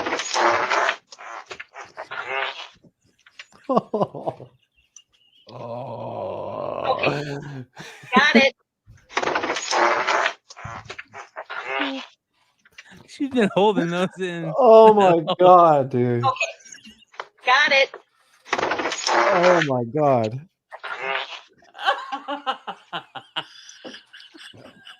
Okay. Got it. Oh, my God.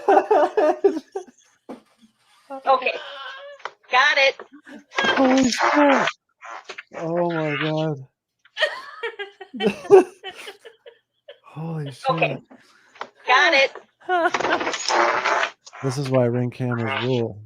Oh, that last one sound wet. It's because she lifted her leg getting off the fuck. step, dude. Holy shit. It says like sound. That sounds just like someone started a weed eater in a swimming pool full of room temperature custard. Oh my God. I think I had one more. I just got to find. I'm just laughing too hard. Bro.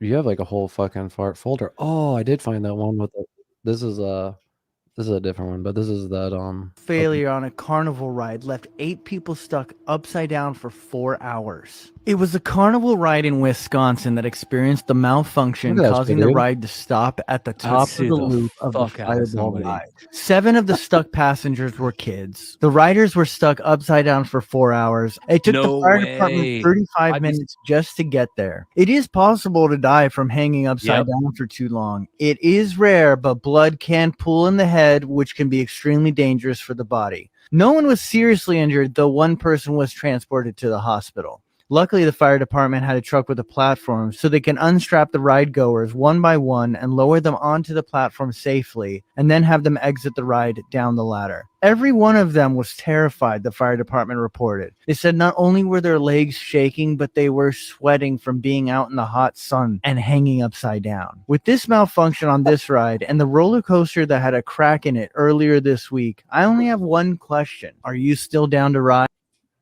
Or do you have roller coasters insurance? remember freak roller coaster accidents, what I used to talk about? Mm-hmm. It's all happening, bro. I predicted that shit in 95. Mm-hmm.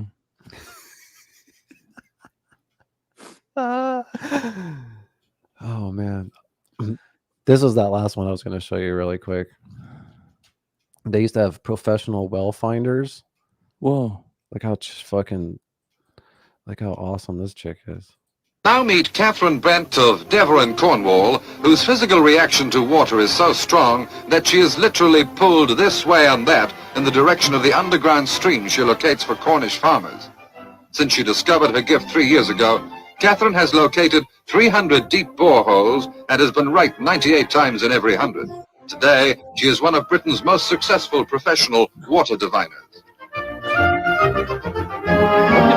Shit's real. Rods.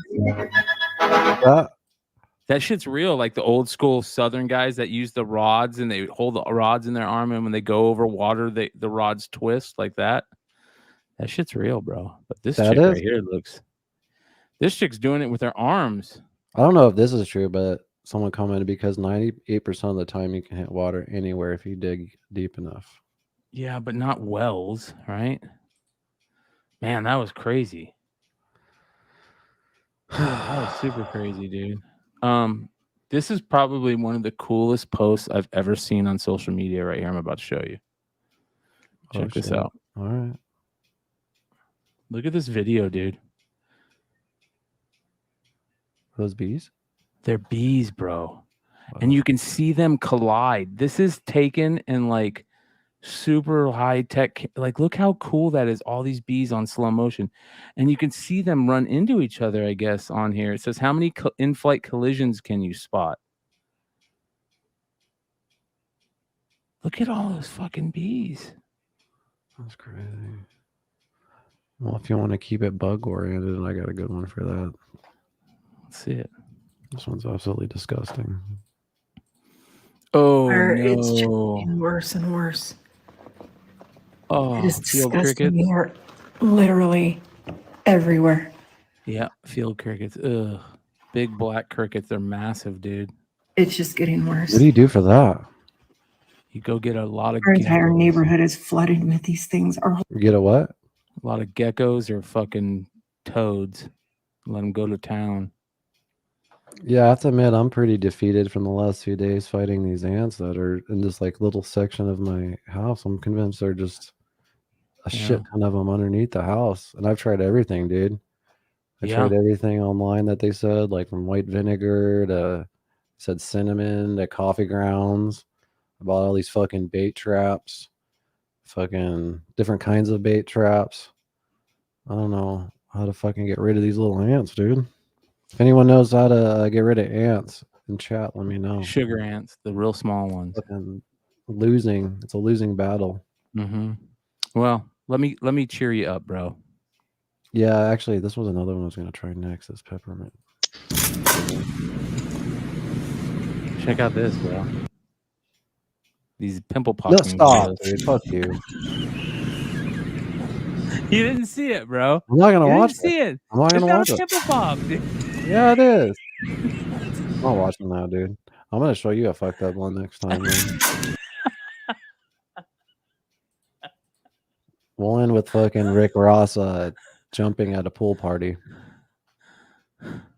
You've seen this? Watch this. Rick brother. Ross don't give a fuck about anything, bro. I know, but watch He's so this. rich. I began to pass out. Then my head hit the wall. His knees went out. I began to pass out. His knees go out. Then my head hit the wall.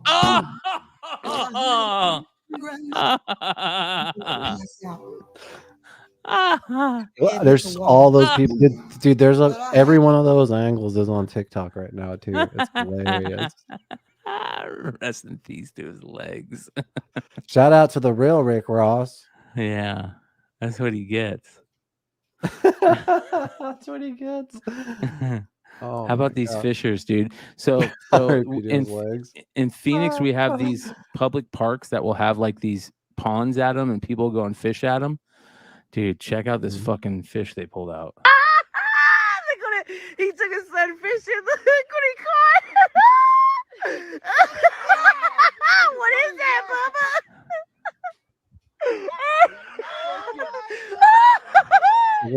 Where is that at? Bubba, what'd you catch? That kid's gonna be traumatized. Oh my god. Yeah, there's people that fish at the park over by me. Yeah, catch big fucking fish out of those big catfish and shit. Yeah, Oh, that's man. pretty much all I got. I think I got one more to show you. I'll show you this. This is pretty dope, dude. This is pretty much end game shit in Zelda, but I kind of copied this guy's house because it was so dope. But this is the kind of shit you can do in Zelda. Like you can build your own house and Share shit. my favorite house design in Tears of the Kingdom. So we have the sable right in front and the entrance on the second floor. As soon as you climb up the ladder, we have our pool to the right, which faces the ocean. It's a nice infinity pool look. Then we have a nice open room in the middle with 2 gardens on each side. How long would it take to build that? The open room layout. I kind of did one similar based on Then it, right but here in the back, customizing my own. we It have took me 2 like rooms, which are the 15, 20 bedroom minutes. and the kitchen. They're 'cause all like honestly, little that's pieces, really all you see? need. And you just kind of combine them. But people do some really This makes it fucking possible to have 5 creative weapon shit. display rooms. This is the so you baddest can part. show is off all 14 legendary basement's weapons. just like a Oh, sick. storage shed for all your weapons. That's That's pretty much awesome. So this is kind of more So like of I'll a take all my storage house design top, than anything. you know, But I all my love the top way the weapons. I'll top just keep floor them is on made. there for like when I needed So them if for you say you Ganon get and Fairy shit. Town and the Akala region, as well as the ocean. Anyway, Zelda's bad as fuck. Actually, I got, I think, a couple more to show you. Check this No, you're out. good. You're good. Yeah. I'm gonna smoke while you do it. Show me. Miley Cyrus's voice is so crazy, dude. The journey is usually the part that you remember anyways.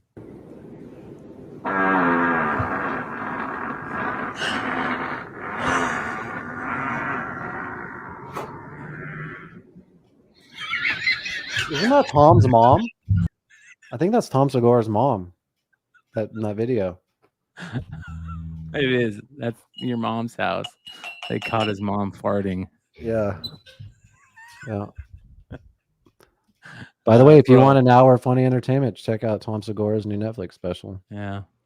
Bro, this is scary right here. I can't believe this crazy shit happened. This is the type of video that, like, I know it's real. I still can't believe it's real. It's fucking crazy, dude. I'm just gonna play it. Here we go.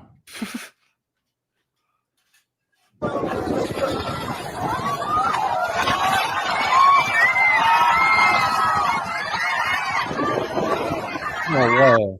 Bro, that's a kid. That's that real? got caught. That's his real, bro. This is real. Watch it. It's so crazy, dude. Dude, are we gonna watch him get hurt? No, he's okay. Watch how long it takes, dude. This fucking kid is up in the air being thrown around for like What is that 20 thing? seconds. This What is the like fuck is one of that? those. It's a kite. Those huge kites, like in China and stuff like that. And they had this day out there where they were there's all kinds of kite around, and the little baby was, or the little kid was either holding on to it or had it caught on him. Bro, this is Holy so shit. crazy, dude. I Watch wish you this could make shit. it bigger.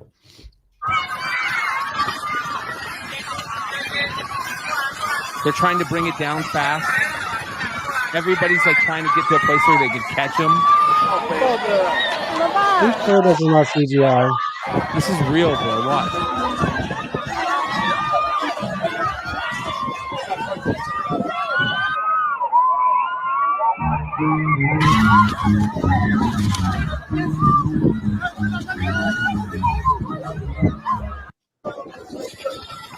Fuck, dude.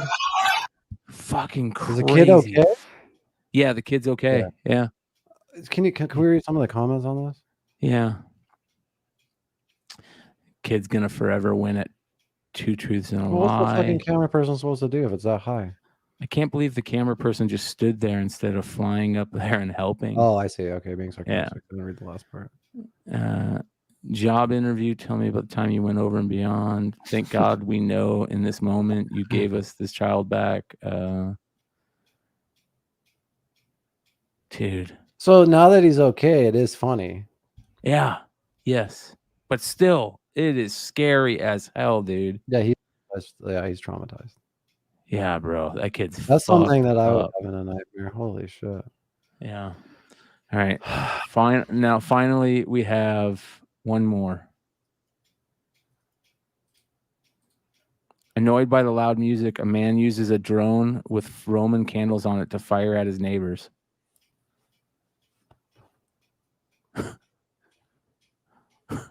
Is there sound? No, no sound. Oh my god, that's hilarious. Dude, this is just the beginning. There's gonna be drone wars at some point, dude. What if they had drones? They're shooting back, you know what I'm saying? And then the targets get better and there's drones like this. This is Terminator. Yeah. There's drones like this, bro, that you wear a headset and when you turn and look up like this, it goes. Yeah, I've seen that. Well, I got one actually now. More. This is legendary. Actually, speaking of firecrackers, but that's actually scary, dude. This is fucking absolutely legendary. So in 2021, a Florida man went outside and pretended to be a firecracker as revenge for his neighbors shooting fireworks. Firecracker! Firecracker! Boom! Boom, boom, boom! Firecracker! Firecracker! Yeah! Bottle rocket! That's legendary, bro. Firecracker! Boom, boom, boom! Firecracker! Firecracker! Yeah! Bottle rocket! So next time your neighbor's shooting off fireworks and you want to piss them off, just go out there and go, firecracker! Firecracker! Boom! That's what I'm going to do. That is fucking so good. I want to do that, bro. I want to do That's that what I'm because yeah. Dude, it was nuts. Like, I don't know how it was for you, but luckily my dogs don't give a shit, but I feel for other dogs out there. You know, it felt like every single neighbor was shooting some type of firework or rocket off into their backyard. And yeah, you know. All right, so this might be one of the coolest drone camera shots ever, and of course it involves Tom Brady. You're not going to believe this. Watch this, dude. That's all this is. Swing. That's looking good. That's in the hole. That's Tom Brady. Yeah, I've seen this. This is dope. I can't believe this is real either. Wow. What That a looks like shot, dude. That looks like when you play the video game and it like shows where your ball's going. And it's all done like they do that. They have it set, right? It's like on a they set the drone to fly in a certain place and it flies that same way every time, right? I don't know how they do that. I there's usually a guy just with a remote control and you could just do it however you want, you know. That's the I'm one sure of the there's coolest. all kinds of different settings, you know. Oh, man, that's so amazing, dude. My favorite one is that bowling one. Yeah, because the maneuvers are so hard. Like they go in and out Yeah. of the lanes and all that, and behind the pins and yeah, they have remote path. That's cool. And then, bro, yeah, I love dogs, dude. Dogs at daycare enjoying themselves going down the slide over and over. And watch this. The craziest thing is watch the dogs watch the other dogs come down. They want to watch. oh, they just want to make sure they make it okay. How amazing. How cool is that, dude? And they love it. Fabius would love that. Gertie would hate it. Yeah. Abby would never go down that fucking thing. Ever. I could see Gertie getting stuck in the middle or something. And Yeah. like, fuck. Watching the Dalmatian come down is funny. And watching that Husky come down is funny too. He comes on backwards. Yeah. Look at the Dalmatian. Dude, I want a Dalmatian, dude. Dalmatians are so cool looking. Yeah. I had a Dalmatian in my neighborhood growing up. It was a cool dog. And then finally, my last video of the night. This is why another reasons why I love stoners, because they do amazing shit like this. Combines my two biggest requests, but also has something no one asked for. It has a checkerboard diamond tie, a crazy direction change comb, a sundala, honeycomb divider, as well as some Kenny style filler. This piece is only grayscale, and I also left half the shirt white. On my multi-step shirt videos, people have constantly said leave it white, it looked better. I didn't plan this, but while drawing the washable marker guidelines, I felt like putting the sandal atop a I want one of these, dude. chest piece would look nice. I don't get it. I What's added the so cool about checkerboard it? sleeve. Did I mention I play a ton of chess? Anyways, Bro, look at that tie-dye shirt, dude. That's not just any normal tie-dye shirt. The way he does the cool patterns and how they fade out on the one side and they go into the sleeve, like We're talking about the that's shirt like or the bong or the piece? the shirt. That's not a shirt. Oh, That was the shirt all tied up. That's how you make tie-dye. oh, what the fuck? Do that again? Yeah, dude. I'm fucking ripped. I also carefully faded the grayscale honeycomb divider out. I see what you're saying. I'm an idiot, dude. Sorry. Requests. I thought he was like Also holding like has a fucking for. like a pipe or piece or As- something. The smoke. I out know of. that's what I thought at first, dude. It's exactly what I thought at first. That's That's no a fucking shirt. that's a I see what shirt. you're saying. Okay. As Wow. well as some Yeah, Kenny you're style right. filler. This piece I was is like, only I'm thinking, how do you grayscale, hit and I it? also Where do you put the weed? Bro, Okay. like Yeah. this is, and you know that dude is next level stoner right there. Yeah, he's probably fucking dropping a couple grams a day. Yeah, he Ma- doesn't give a fuck if He's anybody thinks macro he's a hippie. dosing. Yeah, Fuck micro dosing. he's hippie Yeah, on that's the pretty hippie cool. level. A real hippies make tie dye, bro. We need these guys, dude. If you think you're a hippie, you're not unless you make tie dye. And you have to Period. like literally hug trees Yeah, on your IG story. on acid. No, just like normally every day, Oh, just normal. like a fucking weirdo. Yeah, Oh, shit. Let me just check. 3 my hour long fucking show, real bro. quick. Yeah, We're getting. This is becoming the norm. yeah. This is my last one. This is just this crazy fish. Whoa. My name is Optimus Prime. We are autonomous robotic organisms. My name. Yeah, dude. I think 3 hours is a record, isn't it? Or No, I think we've gone 3 hours before. Sweet. So, Well, but before we do leave, I want to shout out again Andy and Chris Martin, Hempel Farms. We're waiting on new news about the testing and all that stuff, so that should be coming soon. And from the looks of his post, I think they got it all. oh From the man, looks that of would his be post I saw amazing. today. So That'd be so amazing. So what is it up to right now? almost 6 $1,595? grand. Okay, Yeah, sweet. 100 less than 6 grand. Sweet, yes, yeah, okay. So once we get to the to 10,000, we have all kinds of crazy shit we're gonna give away. So A ton of crazy shit.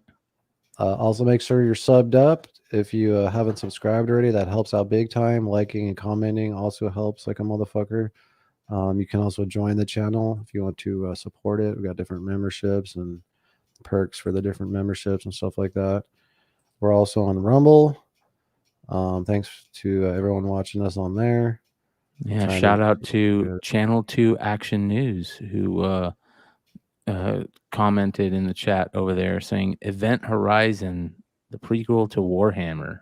I That's don't know why interesting. there's nothing in my chat showing up. That's weird. That is weird. Yeah, there's 7 watching right now over there. So thank you everybody that's watching. And we are also live on Twitter. So, and then I don't know, like we're on TikTok and all this. Other Maybe stuff. some Kick stuff coming up here. We'll see. We're Yeah, playing that'd be around cool. with that. Kick looks amazing. They're making some big moves, and it's interesting to see how that's going to play out. Yeah, I don't know if you saw like that rice gum shit. Yeah, he took a Rumble deal over Kick. Yeah. He That's said crazy. He said Rumble had the bigger bag and Kick was making him gamble a certain amount. Yeah. Want to do that. Yep. So anyway, we appreciate you guys watching. Also make sure to let us know what strain you are smoking. If it's an indica, sativa, the strain name. Each week we pick a person, send out some stickers. If you don't smoke and you just want a chance to win, just lie. Just Google a strain. It doesn't really matter. There's a crazy strain I smoked a few days ago called high fructose syrup. And Ooh, I was that's a like, cool oh name. shit. And then when I hit it, bro, it tasted just like candy. I was like, oh my God. It's crazy. Before we call it a night, shout out to everybody that hangs out with us live. Chad Yeah, Cave thank has you. a late addition into the Discord. He said he just put a killer drone video in the Discord, so we're going to check it out. This is 1,500 drones working together to make this badass Chinese dragon. Check this shit out. Let me look at the music. Here we go. Look at that, dude. There's a lot of like people pushing for this in the States rather than the fireworks stuff, just for like because of dogs and all that shit, you know? Hell yeah. And it's I not hate as scary. fireworks. They're so dumb. This goes to that joke Wow. where it'd be funny to send one of those to like one of those tribes that's never left where they've been and just send that in there, and they'd be like, what the fuck? They'd probably think it was a demon. 100%. You know what I mean? They would think it was a demon. It'd be interesting to set up some cameras and just document that. Yeah, the story about I forget what they call those tribes back in World War II, where they would the army planes would fly over these island civilizations that have never seen, and so these island civilizations started making gods, thinking that these planes were gods, and they would build suits to honor the gods that looked like the planes, Yeah. coconuts and stuff, and it was really, really weird, man. Yeah, but imagine sending one of those dragons in. Bro, Doc Ellis just liked a post on Instagram of you. Dude, Doc Ellis, the greatest pitcher of all time, pitched a no-hitter on 3 hits of acid. Oh, yeah. Pretty cool, dude. All right, guys. Actually, that's a great question. Are you in San Diego next week? Yeah. No, not next week. It's 2 weeks away. It's the 19th through the 23rd. So There'll be a podcast next week.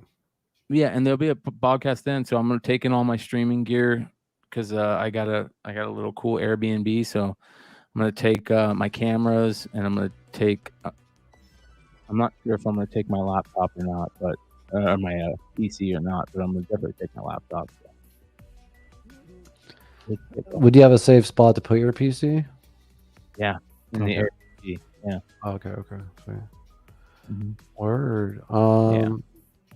Yeah, I don't think I have anything else. I just appreciate you guys hanging out with us each week. We will be back next week, and yeah, that's all I got. Sub up if you're not subbed up. There's a lot of people out there that aren't subbed up to the channels and to the content that we create. So if you just happen to be watching right now, I think the best thing that we can do is remind people to sub up. And if you aren't subbed up, please hit that subscribe button. Sweet, guys. We will see you next week. Peace. Peace.